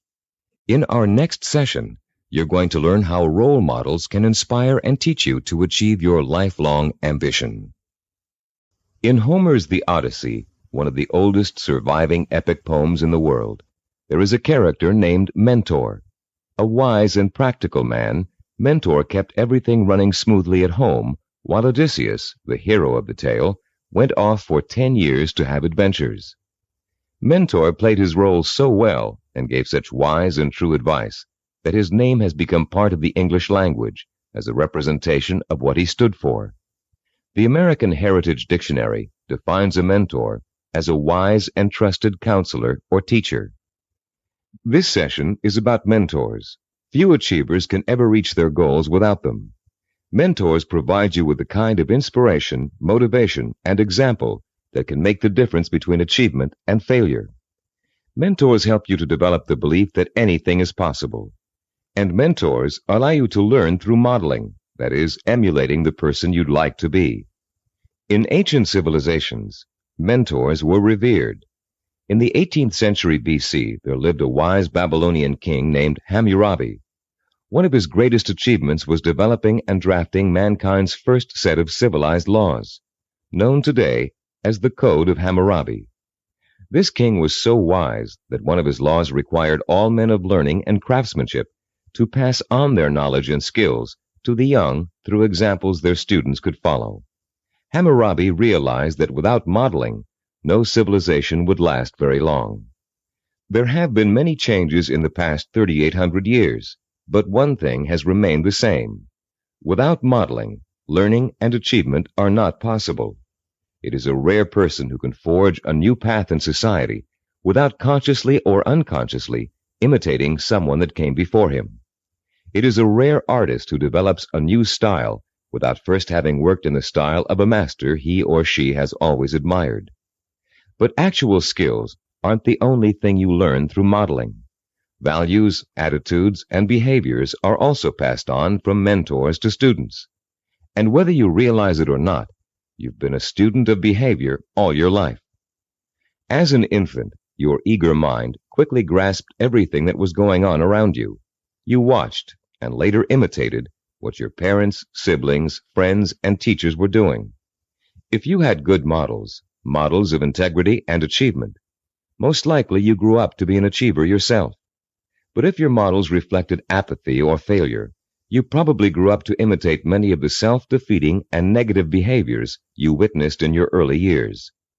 Most of us had models who could best be called middle of the road. Your parents may have had specific skills and abilities they were proud of, but fell short of being a good example to you in other ways. An older brother or sister may have possessed exceptional talent in an area where you couldn't possibly compete. As a result, you've probably been instilled with a mixture of negative and positive attitudes about yourself and your abilities to succeed. It's time for you to develop the kind of positive outlook that is critical to developing self-discipline. It's time for you to throw off the cloak of self-doubt and realize that when you acquire self-discipline, you have what it takes to achieve your goal. It's time for you to use that self-discipline to develop the knowledge and skills you need to achieve. And in order to do all those things, it's time for you to find mentors who have already accomplished what you want to achieve. You're no longer a helpless infant who can't pick and choose good models to learn from. As an adult, you have the intelligence and power to go out and find the kind of mentors who will inspire and teach you with examples of their own persistence and positive attitudes and behaviors. By the time we finish this session, you'll know how to find your own personal mentors and use them to their fullest ability. And you'll be able to overcome the negative attitudes and lack of self-discipline that have been holding you back up until now. You'll learn how to identify your own personal role models using historical figures and the people surrounding you today. You'll find out how to actually learn new attitudes and behaviors from them. You'll learn how to use them to create a blueprint for your own actions, starting right now. And more importantly, you'll learn how to draw inspiration from them, the kind of inspiration that empowers your purpose, what you want to achieve, with a sense of possibility. If others have achieved it, then it's possible for me too. How do you go about finding mentors? At first glance, it may seem that there's nobody even remotely accessible to you who has the same kind of hopes and dreams as you do. But high achievers always find a way, and so can you. In our research, we discovered that achievers draw their inspiration from role models in two ways: indirectly, from reading and watching films, and directly, through day-to-day observation and contact. Let's first discuss how self-disciplined achievers indirectly find their mentors. Indirectly, they learn through media portrayals, mostly through the reading of biography and autobiography, reading profiles of achievers in magazines and other periodicals, and watching inspirational films and television programs. You may not be able to meet and talk to George Washington, Charles Lindbergh, Margaret Mead, or Agatha Christie, but each one of them has left behind a legacy of accomplishments that have been covered extensively in print and film. Stop now and think of all the people you've read about heard about, or seen portrayed in films? Whom did you admire most? Whose story elicited a throb of recognition from you, a feeling that if you could be in anyone's shoes, that was the person you'd like to be?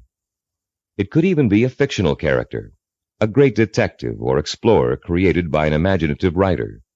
But there had to be, and still has to be, someone you've always greatly admired and wished you could be like. After he made the film Rocky, Sylvester Stallone talked in an interview about the power of mentors and how his movie worked to inspire millions of people around the world. "I think there's a definite formula in reaching audiences," he said. "Provide them with heroes and heroines who have to pull themselves up from the depths of despair. And as they struggle and claw and finally attain their goal, the audience says, 'That's the kind of person I want to be.'" Stallone's character Rocky is the embodiment of a man obsessed with and driven by a vision rich in emotion and purpose, a self-directed achiever who overcame the odds through hard work, effort, persistence, and perseverance. Browse through the New York Times nonfiction bestsellers list this Sunday in your local paper. You'll find that half the books listed are biographies or autobiographies, testaments to people of enormous self-discipline and high achievement. Examples of the power of self-discipline are all around you. You only have to visit your library, your local newsstand, the closest movie theaters, or your local video store for inspiration. Your first step in finding a self-disciplined mentor is to search out books, magazine articles, and movies in which the main characters, fictional or real, have achieved something similar to what you want to achieve. And after studying these people, you can begin to answer the questions. What is it I must do to achieve my goal? What skills do I need to learn? How must I behave? What actions do I need to take? Your mentors will provide you with the answers. The self-disciplined have 3 direct methods of finding role models to learn from and emulate. The first is through personal acquaintances. They may have a friend whose business or personal successes have inspired them to take similar routes to the top. Or perhaps there's a family member who has achieved widespread recognition for outstanding contributions to the community. Because these mentors are close at hand, they can be watched from a front row seat. You can observe their attitudes, behaviors, and thinking patterns. You can notice how they solve problems.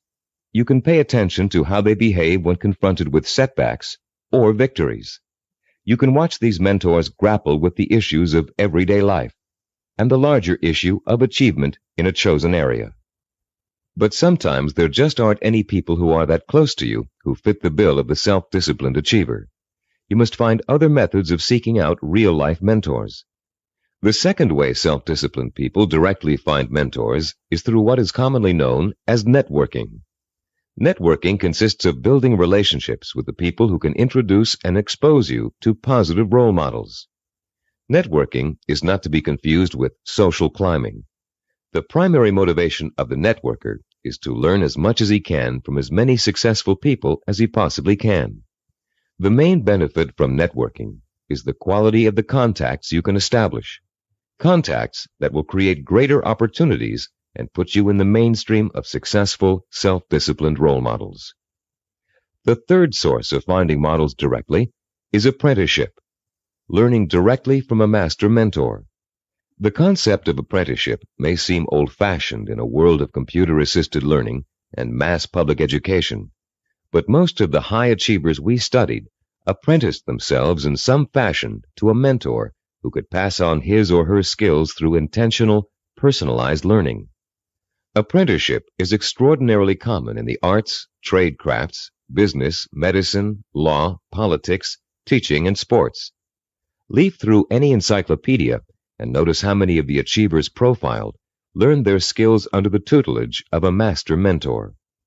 Some people are obvious masters of their craft and easy to pick as mentors, but sometimes it isn't so obvious, especially when it comes to business or professional achievers.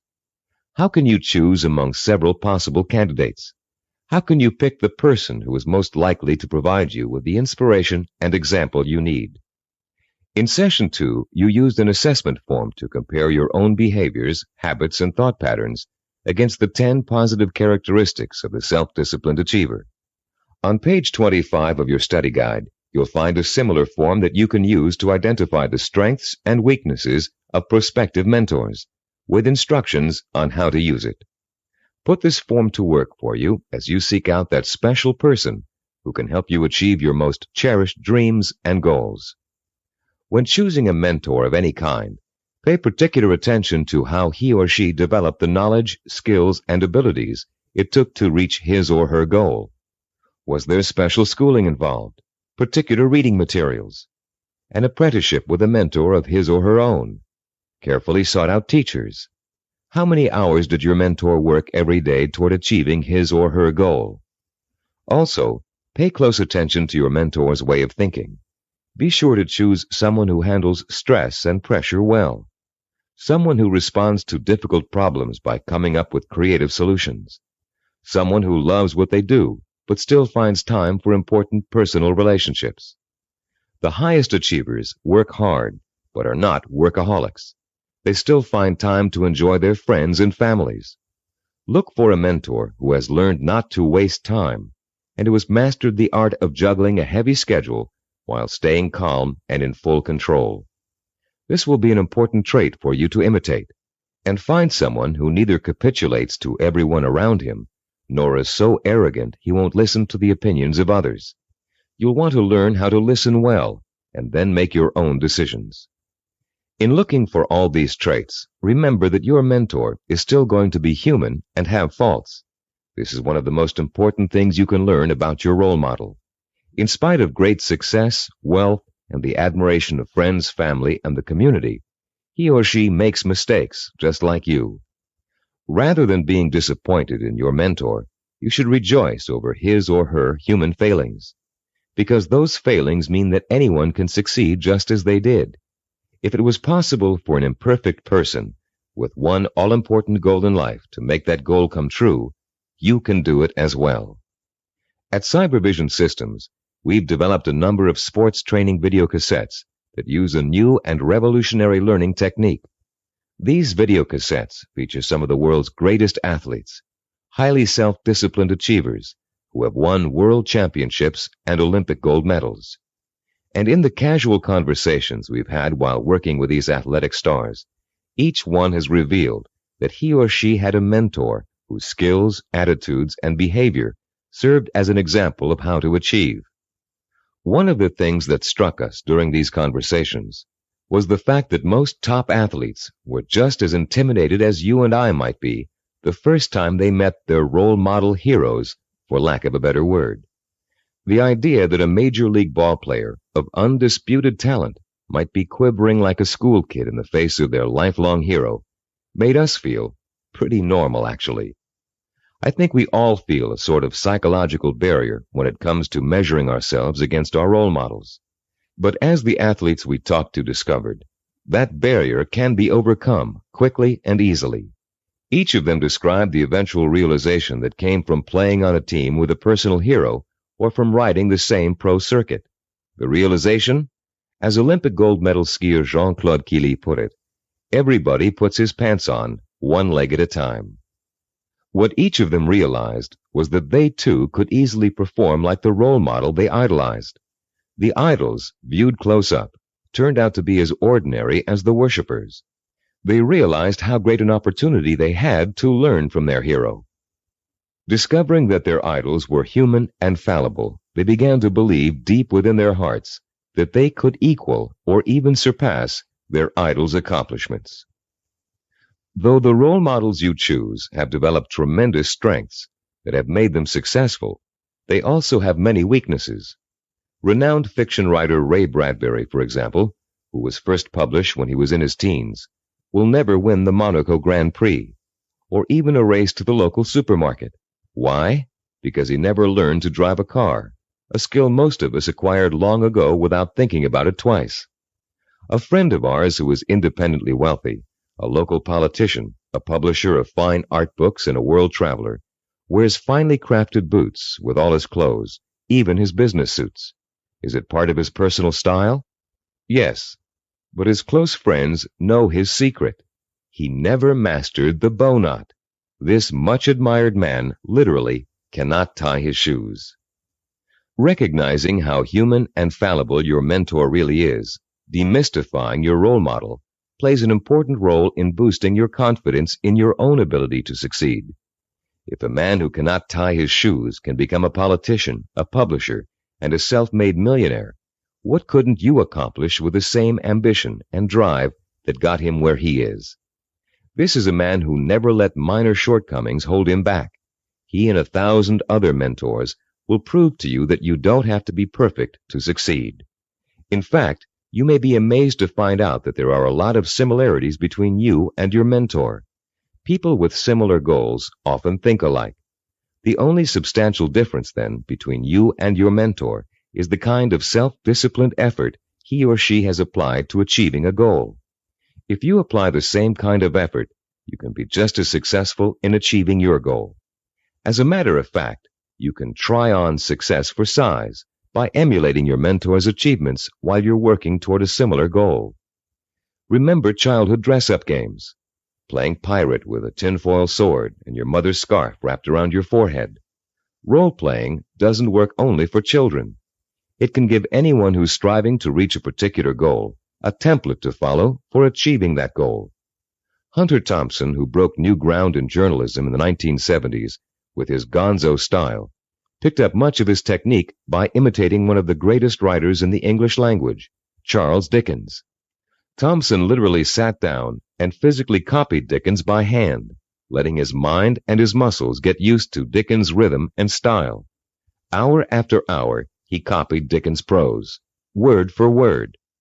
And Thompson went on to become a successful and popular contemporary writer.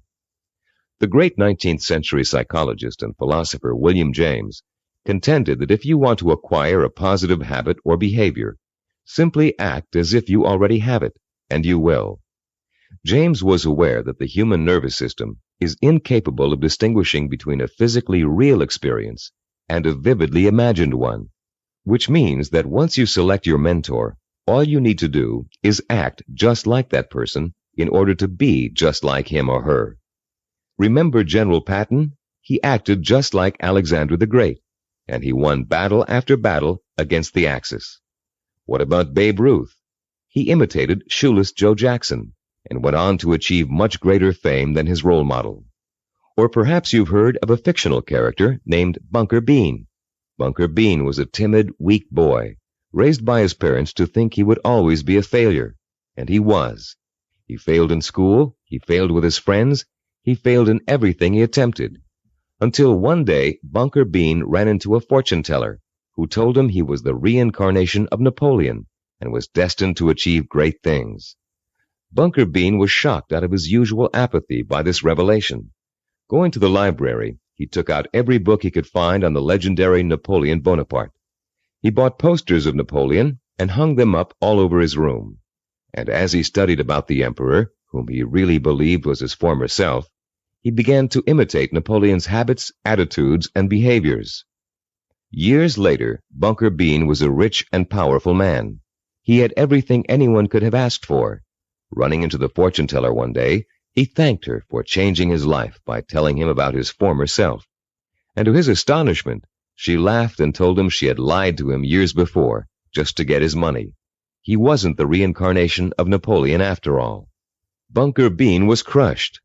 But since he had spent the many years acting like his role model, he found he couldn't shake the habits of success he had acquired. It was then that Bunker Bean realized that everyone is born with the potential to be a great achiever, if they can only believe they are. You don't need a fortune teller to set you on the road to greatness. You do need to find a mentor, study that mentor, realize his or her strengths and weaknesses, and start imitating the behavior that made your mentor the success he or she is today. If you were an actor preparing for a starring role, you'd spend months studying the script, learning your lines and rehearsing your part over and over again until you knew it inside out. Only then would you have the knowledge, skills, and confidence to make a glorious debut. If, as Shakespeare said, all the world's a stage, then finding a mentor is your way of choosing your own starring role. For a while, as you closely observe your mentor and learn the script, you'll be just an understudy. But then, one day, The stage will be yours. Acting as if has remarkable suggestive power. In a book called The Wind Walker, which was made into a powerful film, an aged blind Indian spends his days teaching the ways of warriors. Sitting late at night, reflecting on the day's lesson and the children's reactions to it, he recites a poem to the heavens, part of which goes, "And did you not see the glow of their faces when he called them men, when he called them warriors? And is it not so that we become most quickly the persons we think we are?" And later, this passage appears. He was making the children feel important, that one day they could be important. That was the way of a teacher, of a true man. Once you select your role models and learn about them and from them, you, like the young Indian children, should feel important, so that one day you will be important. This power of importance you draw from role models is really the power of possibility. Once you learn about your role models, their strengths and weaknesses, they become real and human to you. You stop worshiping them and begin to believe that you can become like them, or even surpass them. Once you make this realization, then your purpose becomes more real, more possible, and the fires of desire, fanned by the sense of possibility, begin to burn deep within your heart. And then, and only then, can you successfully begin the process of working persistently and progressively toward your vision and purpose. We're now reaching the heart of the action section of this program. In this session, you're going to learn how to transform your purpose into sensory-rich, emotion-provoking images of achievement. But before we do, let's quickly review the kinds of actions you've taken so far to begin your journey to achievement. In Session 4, you learned how to determine your purpose, the goal that represents the true desire of your heart and mind. This purpose is so important to you that you're willing to dedicate a great deal of time and energy to achieving it. It gives you a reason for living, and a reason for becoming the kind of self-disciplined achiever who can make it happen. In Session 5, you learned how to identify models of achievement, people who have already attained goals similar to yours. You learned how to turn those models into personal mentors, people who can inspire and teach you to achieve in much the same way they did. You found out how to isolate and identify their talents and habits. You also learned to use your mentors to create a strong sense of possibility, a feeling that if they could do it, so can you. With a clearly defined purpose and a strong feeling of "it's possible for me," you have already broken through the chains of failure that shackle and bind more than 90% of mankind. Most people don't have a purpose. They don't think that they're capable of achieving anything worthwhile. Now you're ready to take another giant step on the road to achievement. In this session, you're going to learn just how to translate your purpose into an emotion-provoking vision. This vision will become so real in your imagination that it will inspire and motivate you to work towards it every minute of every day until you make it come true. What we call your vision of success is a clear, sensory-rich, highly detailed mental picture of what you want to achieve and the rewards you'll experience as a result of its achievement. When this vision of success is linked to your purpose and a strong sense of possibility, it will, like a hot branding iron, burn itself deep into every fiber of your being. Not only will you become obsessed with this vision, but you'll also develop a sense of deep belief in your ability to achieve it. Your vision allows you to make a quantum leap from the sense of possibility to the sure-fired conviction that I know I can do it.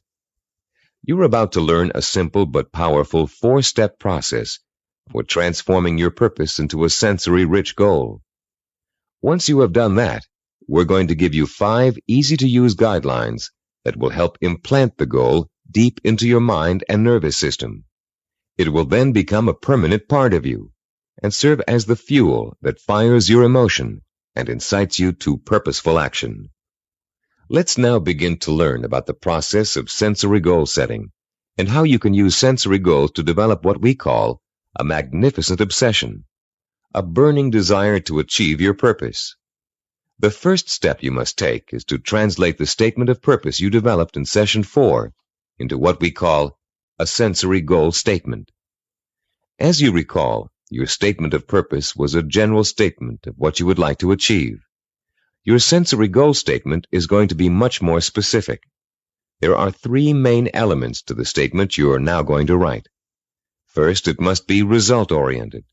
It must focus primarily on what you want to get out of your achievement. Second, your sensory goal statement must be time-specific.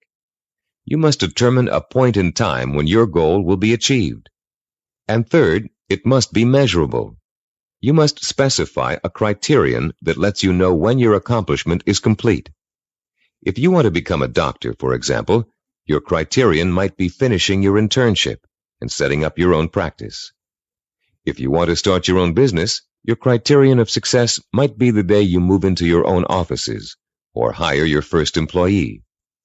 Having a measurable goal gives you the motivation to work towards a specific end. It also lets you measure your progress along the way and take corrective action if you're moving off target. This sense of having a concrete reality to work for, combined with an actual time frame and a result to look forward to, fuels your drive and compels you to work persistently and systematically toward the ultimate success of your endeavors. Let's quickly look at a few examples of how a statement of purpose can be translated into a sensory goal statement. Let's say your statement of purpose reads, I want to help cure disease. Your sensory goal statement might read like this. In June of 1989, I will receive a medical degree. If your purpose is to become your own boss, then your sensory goal statement might read, in January of 1987, I will open up a retail store of my own. If your purpose is to run a marathon, your sensory goal statement might read, in June of 1986, I will enter the Boston Marathon and complete the 26-mile run in under 5 hours. Now turn to page 29 of your study guide and look at Form 6.1. There's a space there for you to write your goal statement down. Take a moment now to compose and write your sensory goal statement in the space provided. I'll pause for a minute while you do this.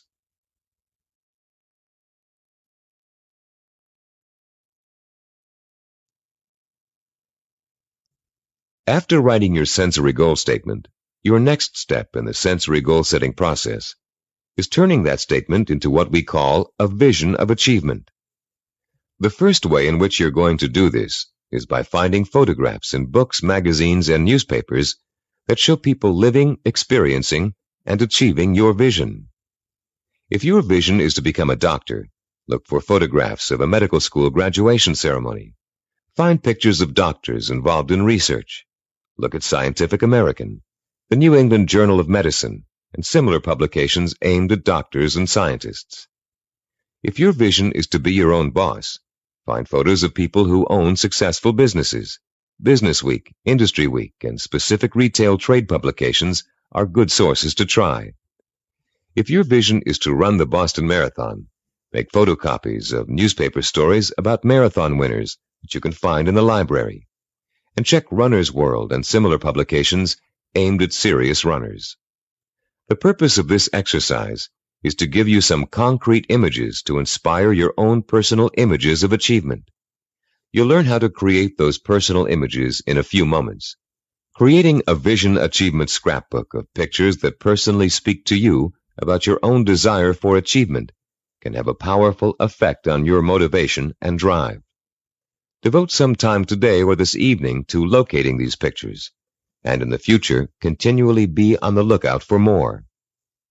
The third step in the process of developing a sensory goal requires that you make a listing of all the advantages and rewards you will experience as the result of achieving your goal. For a few minutes, close your eyes and imagine that you have already successfully realized your ambition. How is your life different because of it? What recognition have you achieved? Has it made a difference with your family and friends?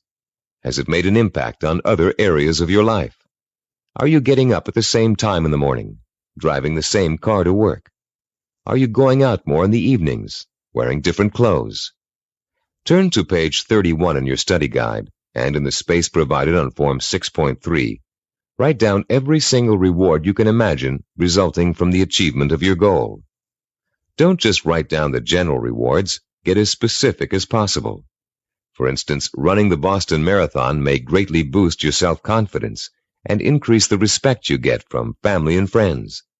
But training for it will also get you into superb physical shape, meaning you'll have more energy, more stamina, more drive. You'll look better, feel better, sleep better, and do a better job at work. Use the photographs from your scrapbook to help you identify all the rewards you can think of that are associated with your goal. And when you're finished writing them down, you'll be ready to translate them into a vision that will stimulate your emotions, provoke your desire, and incite you to positive action. Close your eyes for a few moments and imagine that you have just achieved your goal. Where are you? What do you see around you? Are you indoors, outdoors, in your own home, at the office? Who are you with? Notice every tiny detail of your surroundings, including the texture of wallpaper, the color of the sky, the faces of the people you're with, the clothes they're wearing. Pretend you're going to have to draw a picture of this scene in a moment, so you really need to focus in on every little item so as not to forget it.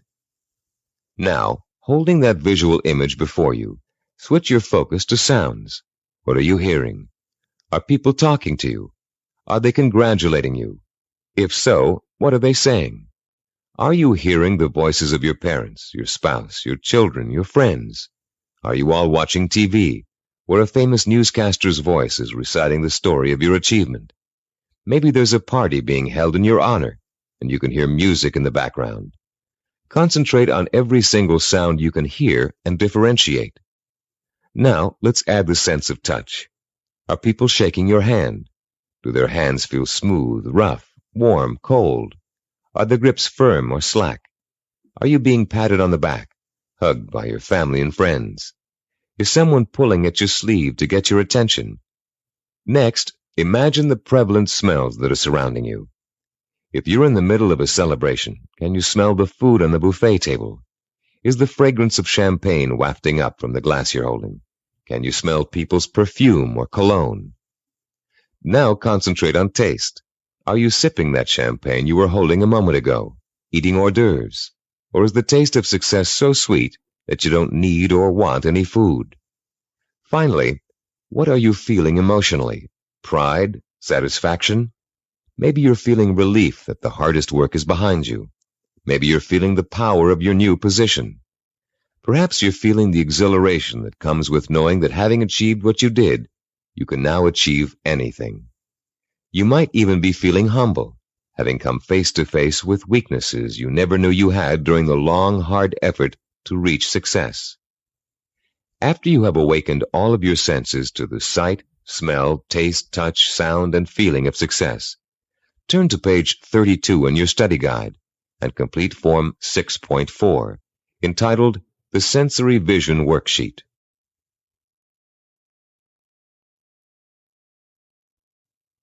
The four-step process we have just outlined takes you on another emotional journey that gets progressively richer, clearer, and more potent. You start with a specific statement of what you want to achieve and when you want to achieve it. Then you gather inspirational photographs of others who have achieved what you want to achieve. You imagine and list the rewards and benefits you'll experience as a result of achieving your goal. And finally, you bring these three steps together into an imaginary scenario rich in sight, sound, touch, taste, smell, and emotion. This scenario is your vision.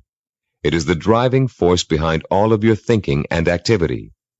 The more intense and more detailed your vision is, the more emotional power it will pack. The more often you conjure up your vision, the more drive and sustaining power you'll have behind you. This drive and power will in turn enable you to develop working plans, working habits, knowledge, and skills you need to achieve your goal. And it will help you to persist and persevere until it is accomplished. Now that you've imagined reaching your goal in all of its sensory detail, you're going to have the opportunity to record it on tape. Don't leave out a single sensory detail. The richer your description, the more powerfully it will affect your ability to keep striving to reach your goal, day after day, week after week, month after month.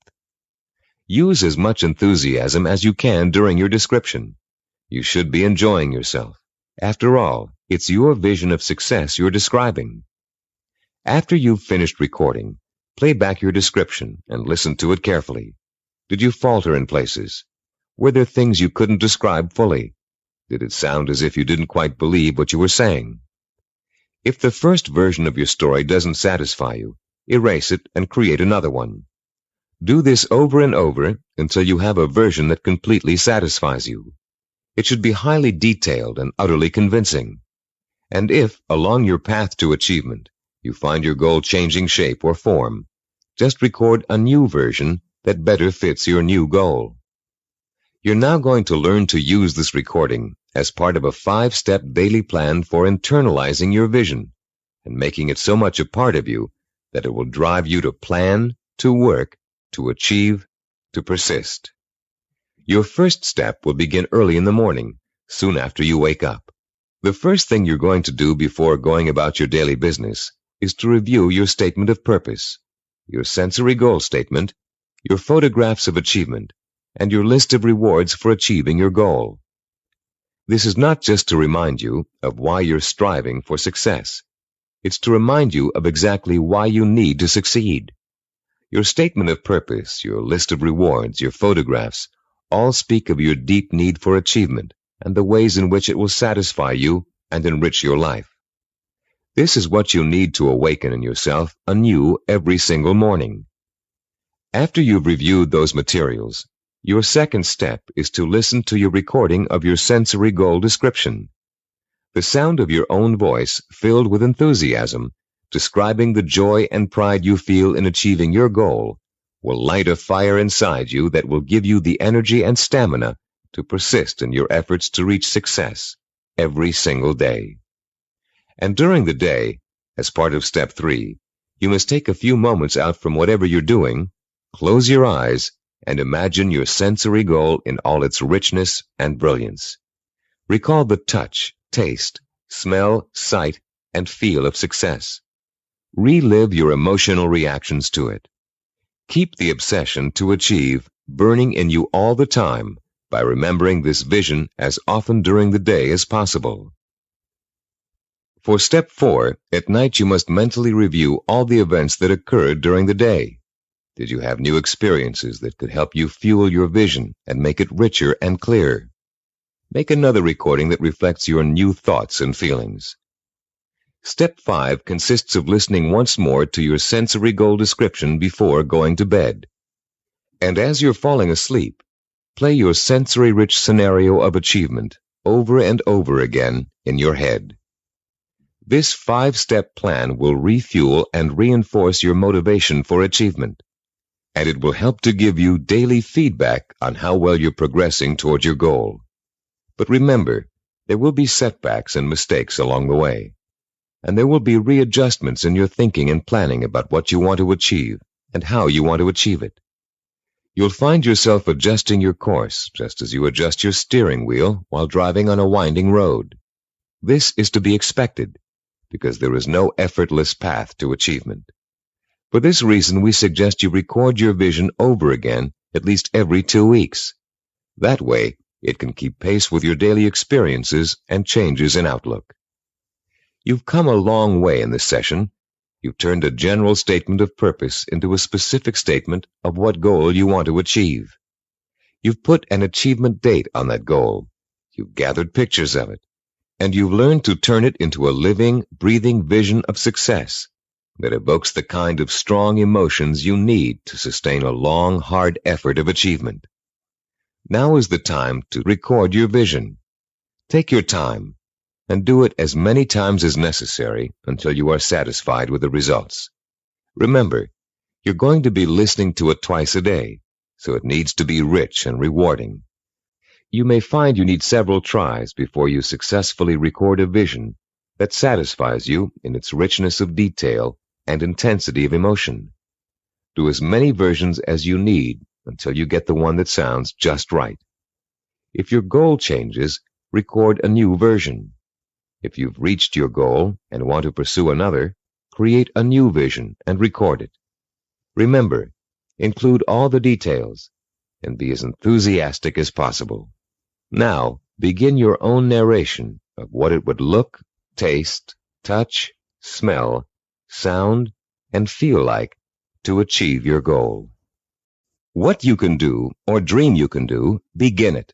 Boldness has genius, power, and magic in it.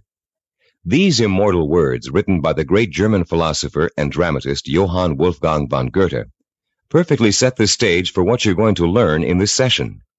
Here, we're going to help you turn the vision of what you want to achieve into an action plan. In Goethe's words, to boldly begin your dream. You already have the vision. You believe in it and in your potential to achieve it. Now we're going to work on a practical, step-by-step process through which your vision can be brought to life. For, as former United States President Theodore Roosevelt said, dreams are a dime a dozen. Everybody's got dreams. It's their execution that counts. Planning is the logical mapping out of where you want to go and how you want to get there. Seneca, the Roman philosopher, captured the importance of planning when he said, "When a man does not know what harbor he is heading for, no wind is the right one." Planning helps you focus your direction and organize both your time and resources. Every moment spent in planning saves 3 or 4 in execution. In this session, you're going to learn a simple yet powerfully effective system of planning, of organizing any goal you want to achieve into logical, easy-to-visualize steps. This system is applicable to any type of task or project, from building a deck to getting a medical degree. It will help you to make short or long-range plans, organize your resources, create schedules to meet necessary deadlines, and improve your decision-making skills. It will also improve the quality of your work. While following this plan, you'll experience an increase in self-confidence and pride as you realize that you are on your way to becoming a self-disciplined achiever. Every small task in your plan that you accomplish will be living proof that you are one step closer to your goal. And as you take each step, your faith in your ability to accomplish your goal will be reinforced and expanded.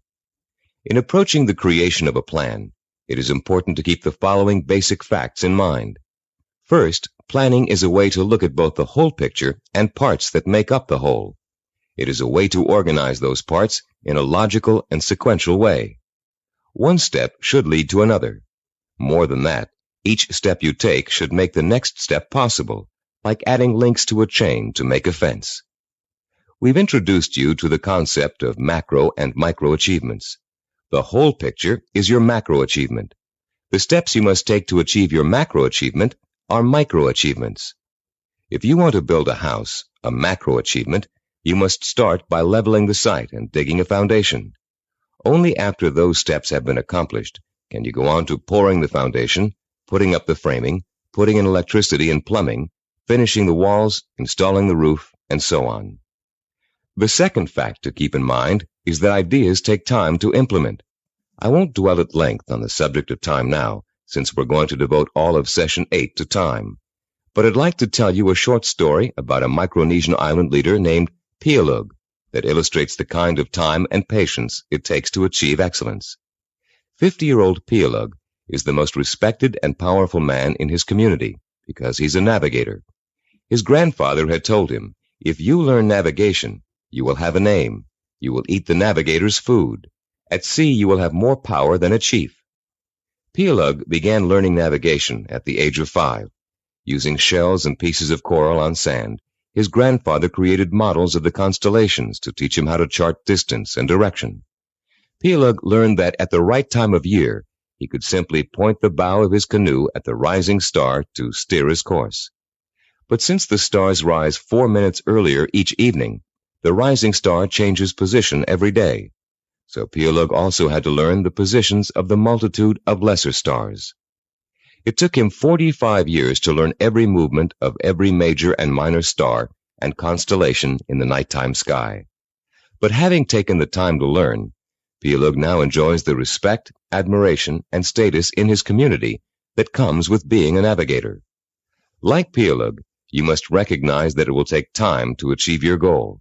weeks, months, or years. Like Pialug, you must develop patience in learning the steps that lead to your goal. With time and patience on your side, you'll be assured of realizing your ambition. And like Pialug, you'll achieve the respect that comes with final accomplishment. A third fact to remember in creating a plan of action is that ideas take concentrated work to come to fruition. Too many people like to think that managing a project means that others do the detail work. They can simply spin out ideas like sparks from a child's pinwheel toy, leaving others to tend the fire. If you leave others to tend the fire, don't blame them if the house burns down. Admiral Hyman Rickover spent over 40 years building America's nuclear submarine fleet. Rickover himself supervised the research, design, construction, and operation of the mighty underwater craft. His reputation as an excellent manager who always got results was only equaled by his talent for engineering. Upon Rickover's retirement, he explained his philosophy of management to an interviewer. "The man in charge," Rickover said, "must concern himself with details. If he does not consider them important, neither will his subordinates. Yet the devil is in the details. It is hard and monotonous to pay attention to seemingly minor matters. In my work, I probably spend 99% of my time on what others may call petty details. Most managers would rather focus on lofty policy matters. But when details are ignored, the project fails. No infusion of policy or lofty ideals can correct the situation." 3 basic elements to keep in mind, then, when creating an action plan. They include looking at the whole picture, taking time to complete each step before you go on to the next, and paying attention to details. A fourth point to remember is planning and the implementation of a plan is a trial and error process. You will make mistakes. Most of them will be unavoidable and will serve as springboards of learning and refinement. When you make a mistake, learn from it. Take corrective action to avoid making it again, and get right back on course. Remember, supposed experts have made greater mistakes than you're going to make, and have managed to turn them into creative successes. Take the Coca-Cola Company's introduction of the new Coke, for example. After spending millions of dollars on market research, and more millions of dollars marketing their reformulated soft drink, they were forced by public pressure to bring back the old formula. They made a mistake in trying to change the taste of Coke, and their marketing executives admitted it. But because of that mistake, Coke is now in a stronger marketing position than ever. The Coca-Cola Company has brought back their old formula, now sold under the name Classic Coke, and they still have their new formula on the market, which was formulated to appeal to Pepsi drinkers. Was Coke's surprise move really a mistake? Nobody thinks so now. By correcting its mistake, Coke has the potential to win over an even larger share of the market than it had before. This process of self-correcting behavior is what scientists call cybernetics. The term may sound very space-age, but there's a reason for that. The organizational method you're about to learn is the same one NASA engineers used to put men on the moon. In the early 1960s, when former President John F. Kennedy ordered NASA to put a man on the moon within a decade, NASA's engineers and systems designers rose to the challenge, accomplishing the task by July of 1969. How did they do it? They took their macro objective, putting a man on the moon, and broke it down into a series of micro-objectives that would lead to the final great accomplishment. When the project started, NASA scientists and organizers immediately began preparing flowcharts, identifying each step they would have to take in order to put a man on the moon. First, they had to build a new type of rocket. Then, that rocket had to successfully orbit the Earth for longer and longer periods of time. They had to design spacesuits that would be able to protect the astronauts from the moon's atmosphere. Each step got them closer and closer to achieving their objective, until that historic day when they got the job done. You can duplicate the same process of planning simply and easily. You can apply it to any job you might be called upon to handle. We call the system of planning you're going to learn in this session visual network planning. Visual because it helps you to look at, identify, and visualize each of the steps necessary to complete an objective. Network, because each of the steps are connected together to show how they lead to your goal. The instructions and examples that follow will show you how you can quickly and easily put the visual network planning system into immediate operation. There will be 7 steps involved. First, you'll write your objective. Second, you'll break it down into major steps we call activities. Third, you'll organize the activities in logical order. Fourth, you'll design a visual network. Fifth, you'll estimate how long each activity will take to complete. Sixth, you'll determine what we call critical path and float. And seventh and last, you'll assign actual calendar dates to each activity. Don't worry about remembering all of these steps now. We'll go over them one by one, with examples to help you understand them. For now, as we begin our discussion of this powerful planning system, you'll need to refer to your study guide and follow along as I explain each concept. I'll pause here for a few moments while you locate the page. First, let's discuss the 4 basic elements of visual network planning. Look at diagram 7.1 on page 36. The first element is what we call an activity box. An activity is a step or task that must be completed in order to achieve a goal. The name of the activity is listed in a box. One activity is linked to another activity by a line with an arrow. This linking of activities is the second element of a visual network plan. The third element is the activity's reference number. Each activity is assigned a number for the purpose of identification. The number is circled and located in the upper left-hand corner of the activity box. Any number can be assigned to an activity box, and the numbers you do assign don't necessarily have to follow in numerical order. Activity number 23 can follow activity number 15. The fourth basic element of a visual network plan is what we call duration. Each activity takes a certain amount of time to complete. That amount of time is called its duration. Duration is listed at the bottom right-hand corner of the activity box. It can be represented in minutes, hours, days, weeks, months, or years. Now let's use these elements to build a simple network, a group of linked activities that lead to a goal. Refer to diagram 7.2 on page 36. This diagram assumes that you have some hard winter wheat and a wheat grinder, and you want to make some fresh, hot, whole wheat cereal. How would you develop a simple visual network plan to illustrate all of the steps you must take to end up with a bowl of piping hot cereal? Your first step would be to get a piece of paper and pencil and list your objective on the top. In this case, it would read something like, cook whole wheat cereal from scratch.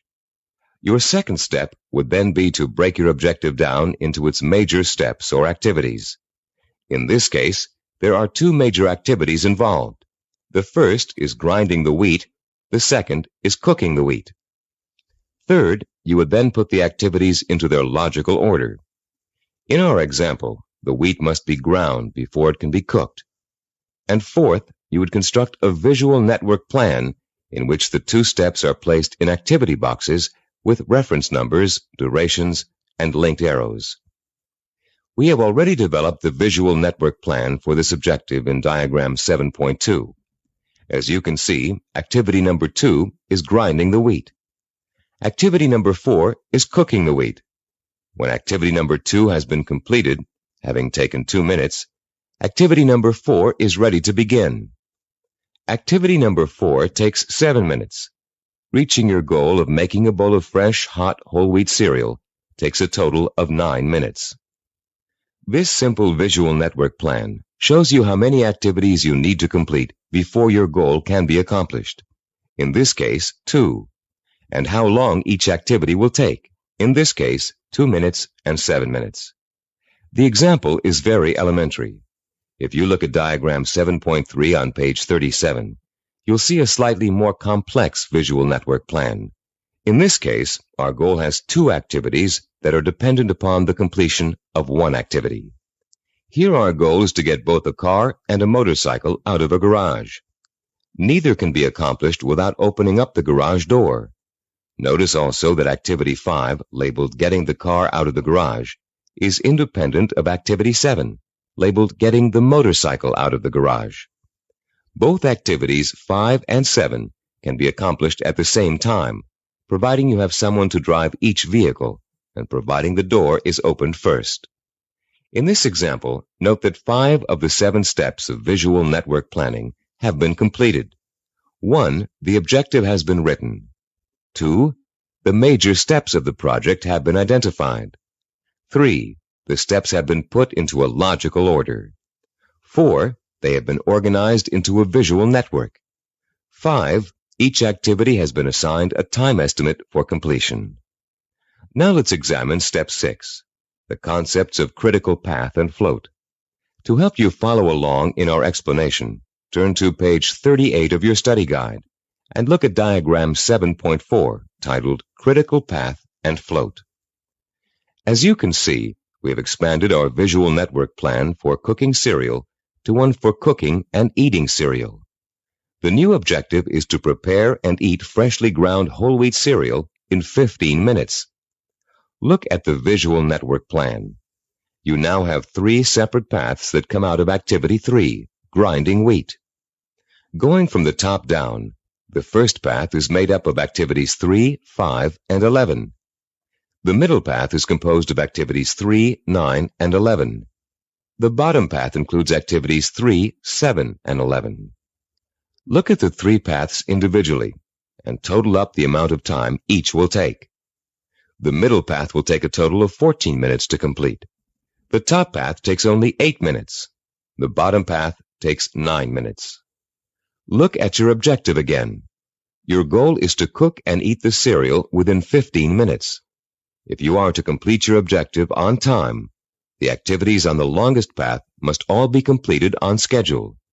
The longest path on a visual network plan is known as the critical path. The activities on the critical path are called critical activities and are vital to the success of the project. The non-critical activities, those not on the critical path, can be delayed without affecting the result. These activities have what is called float. Float is the amount of time an activity can be delayed without affecting the completion of the project. In diagram 7.1, grinding the wheat, cooking the wheat, and eating the cereal take the longest amount of time and are thus on the critical path. Getting the bowls and milk can be delayed without affecting the schedule. Therefore, they both have float. Diagram 7.5 on page 39 is the visual network plan we use here at Cybervision Systems to develop our programs.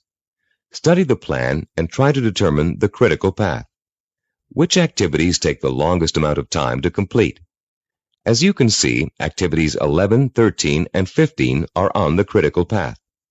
Activities 17 and 19, and 21 and 23, which take a total of 10 weeks to complete, have 6 weeks of float. Because of the amount of time it takes to complete the critical path, these activities can be delayed for 6 weeks without affecting the schedule. On the other hand, if any of the activities on the critical path are delayed, the whole project will be late. Identifying the critical path of your project enables you to gain control by knowing what your priorities are. You can then concentrate your efforts on getting those priority items done, letting the others float until you have time to take care of them too. The 7th step in developing a visual network plan is to assign calendar dates to each of the activity boxes. Once you're ready to commit your project to firm starting times, you must insert completion dates for all activities along the critical path. For example, if we were to begin our audio program development on January 5th, and the first activity on the critical path, developing a program idea, has a duration of 1 week, then the activity box showing the completion of this task would have a target date of January 12th. That date, and all others on the critical path, must be met in order for the project to be completed on time. A delay in finishing a critical path activity will result in the delay of the project. But critical path dates have another function besides keeping your project moving on time. These target dates also serve as guides for the float events that lead to your goal. You can position your float activities to coincide with your critical target dates in such a way as to complete them when it's best or easiest for you to work on them. These activities can be worked into your schedule because they can be delayed until it's most convenient for you to do them. Visual network planning works for macro goals and for micro goals. You can create one visual network plan for a macro goal, such as becoming a doctor, and create another visual network plan for getting through medical school. In diagram 7.6 on page 40 of your study guide, we've outlined a simple visual network plan for someone with a macro goal, becoming a neurologist. Each of the activities listed on this plan, which takes a total of 15 years of post-high school study, can be turned into a micro-network plan of its own. Any project that has a beginning and an end will benefit from visual network planning. Before embarking on your plan for accomplishing your macro goal, we suggest you try this organizational method out on something smaller, so you can see the results in a matter of a few hours or a few days. Apply it to a project around the house that you've been putting off for weeks, pruning your trees or repainting several rooms. This will give you a chance to get used to organizing your activities in a logical and systematic way. In using this plan, you'll learn the meaning of hard work and patience. You'll find yourself tempted to skip certain steps and leap ahead to something you feel like doing right away. But when you do go off your schedule, your project won't be completed in time, and you'll begin to see how important it is to stick to dates and schedules if you want to realize any goal. Using this plan will also reward you with a sense of self-disciplined accomplishment. As you complete each task on your path to success, you can mark it off on your chart and be proud that you've done it. You'll also be able to look at your chart at various times during your project and see how far you've come. Before we go on to complete this planning session on cassette side 10, I'd like to say a final word about the planning system you've just learned. No one can be totally certain about the outcome of a string of planned events. Mistakes, unforeseen problems, and outside events over which you have no control can and will contribute to the changing of your plans. Your visual network plan is not carved in granite. It's a living, working system that must change to accommodate the changes in your life. You may underestimate the amount of time it will take you to complete an activity. You'll know better the next time. You may find that you don't need to perform a certain activity at all, giving you some breathing room in your schedule. The objective of this plan is not to give you a rigid yardstick against which to measure your success or failure. Rather, it is to give you a logical, working system for achieving your goal. In creating your visual network plan, do your best to be as accurate as possible about dates and durations of activities.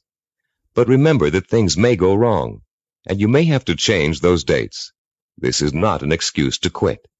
It is a good reason to keep sticking to your plan, for without it, you have little chance of achieving your goal at all. Remember, to successfully realize your purpose, you must have the courage to take risks, the courage to fail, and the courage to learn from your failures. Visual network planning is a roadmap that points out your destination and suggests a way to get there, but it doesn't tell you how to take the trip. It's up to you. On the next side of this tape, you'll take the exciting step of developing your own visual network plan, and you'll write your own story of achievement in a way that brings home the power and reward of final success. Now that you've been introduced to the guidelines of effective planning, you're ready to turn your own purpose and vision into macro and micro plans. As you do, keep in mind the following suggestions.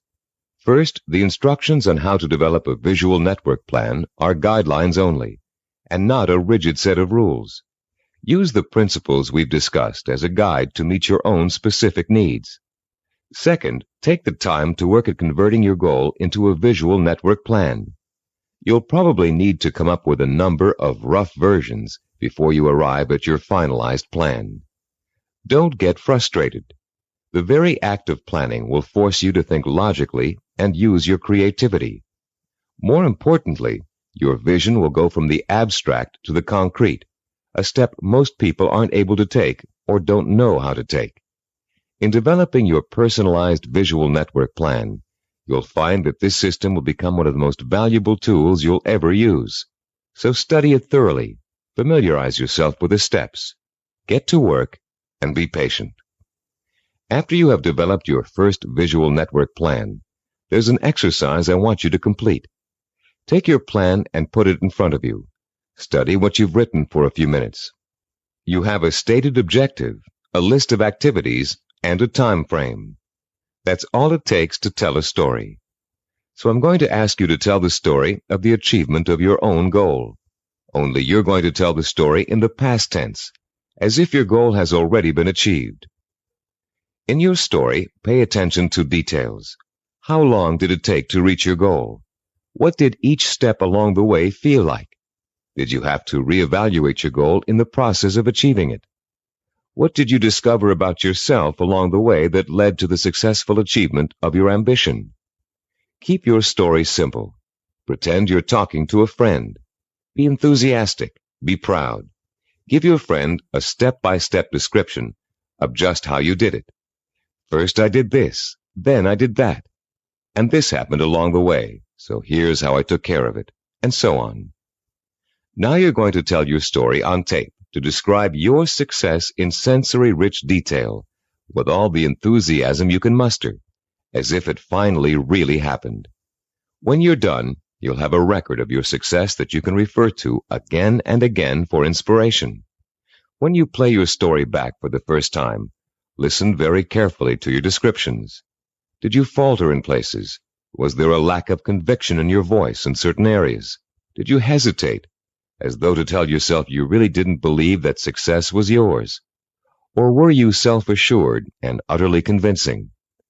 If the first version of your story doesn't satisfy you, erase it and create another one.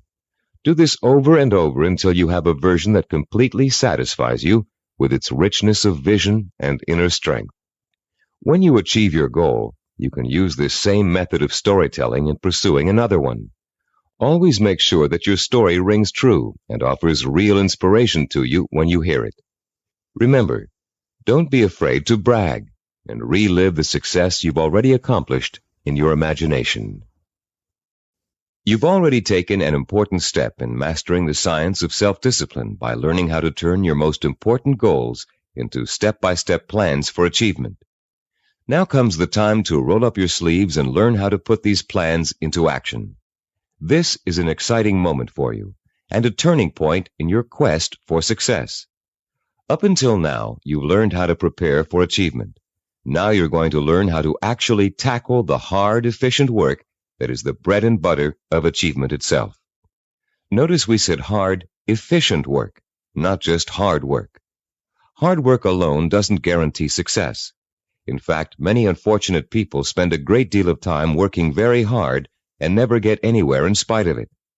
Making intelligent and efficient use of your time is of paramount importance in achieving your goal, especially when that goal may take years to achieve. In this session, you're going to learn how to manage your time and effort so efficiently that you won't waste one valuable moment in your journey to achievement. You'll learn how to find time in an already busy schedule to work on the micro tasks that make up the stepping stones to your macro purpose. You'll find out why what we call seasoning, a special way of looking at time, is so critically vital to your success. You'll learn how to actually quicken time, make hours seem like minutes, weeks seem like days, and years seem like months. And you'll learn once and for all how to develop the do-it-now habit, allowing you to permanently overcome the world's #1 cause of failure, procrastination. By the time you finish this session and complete the corresponding exercises in your study guide, you'll be equipped with a new attitude towards time and achievement.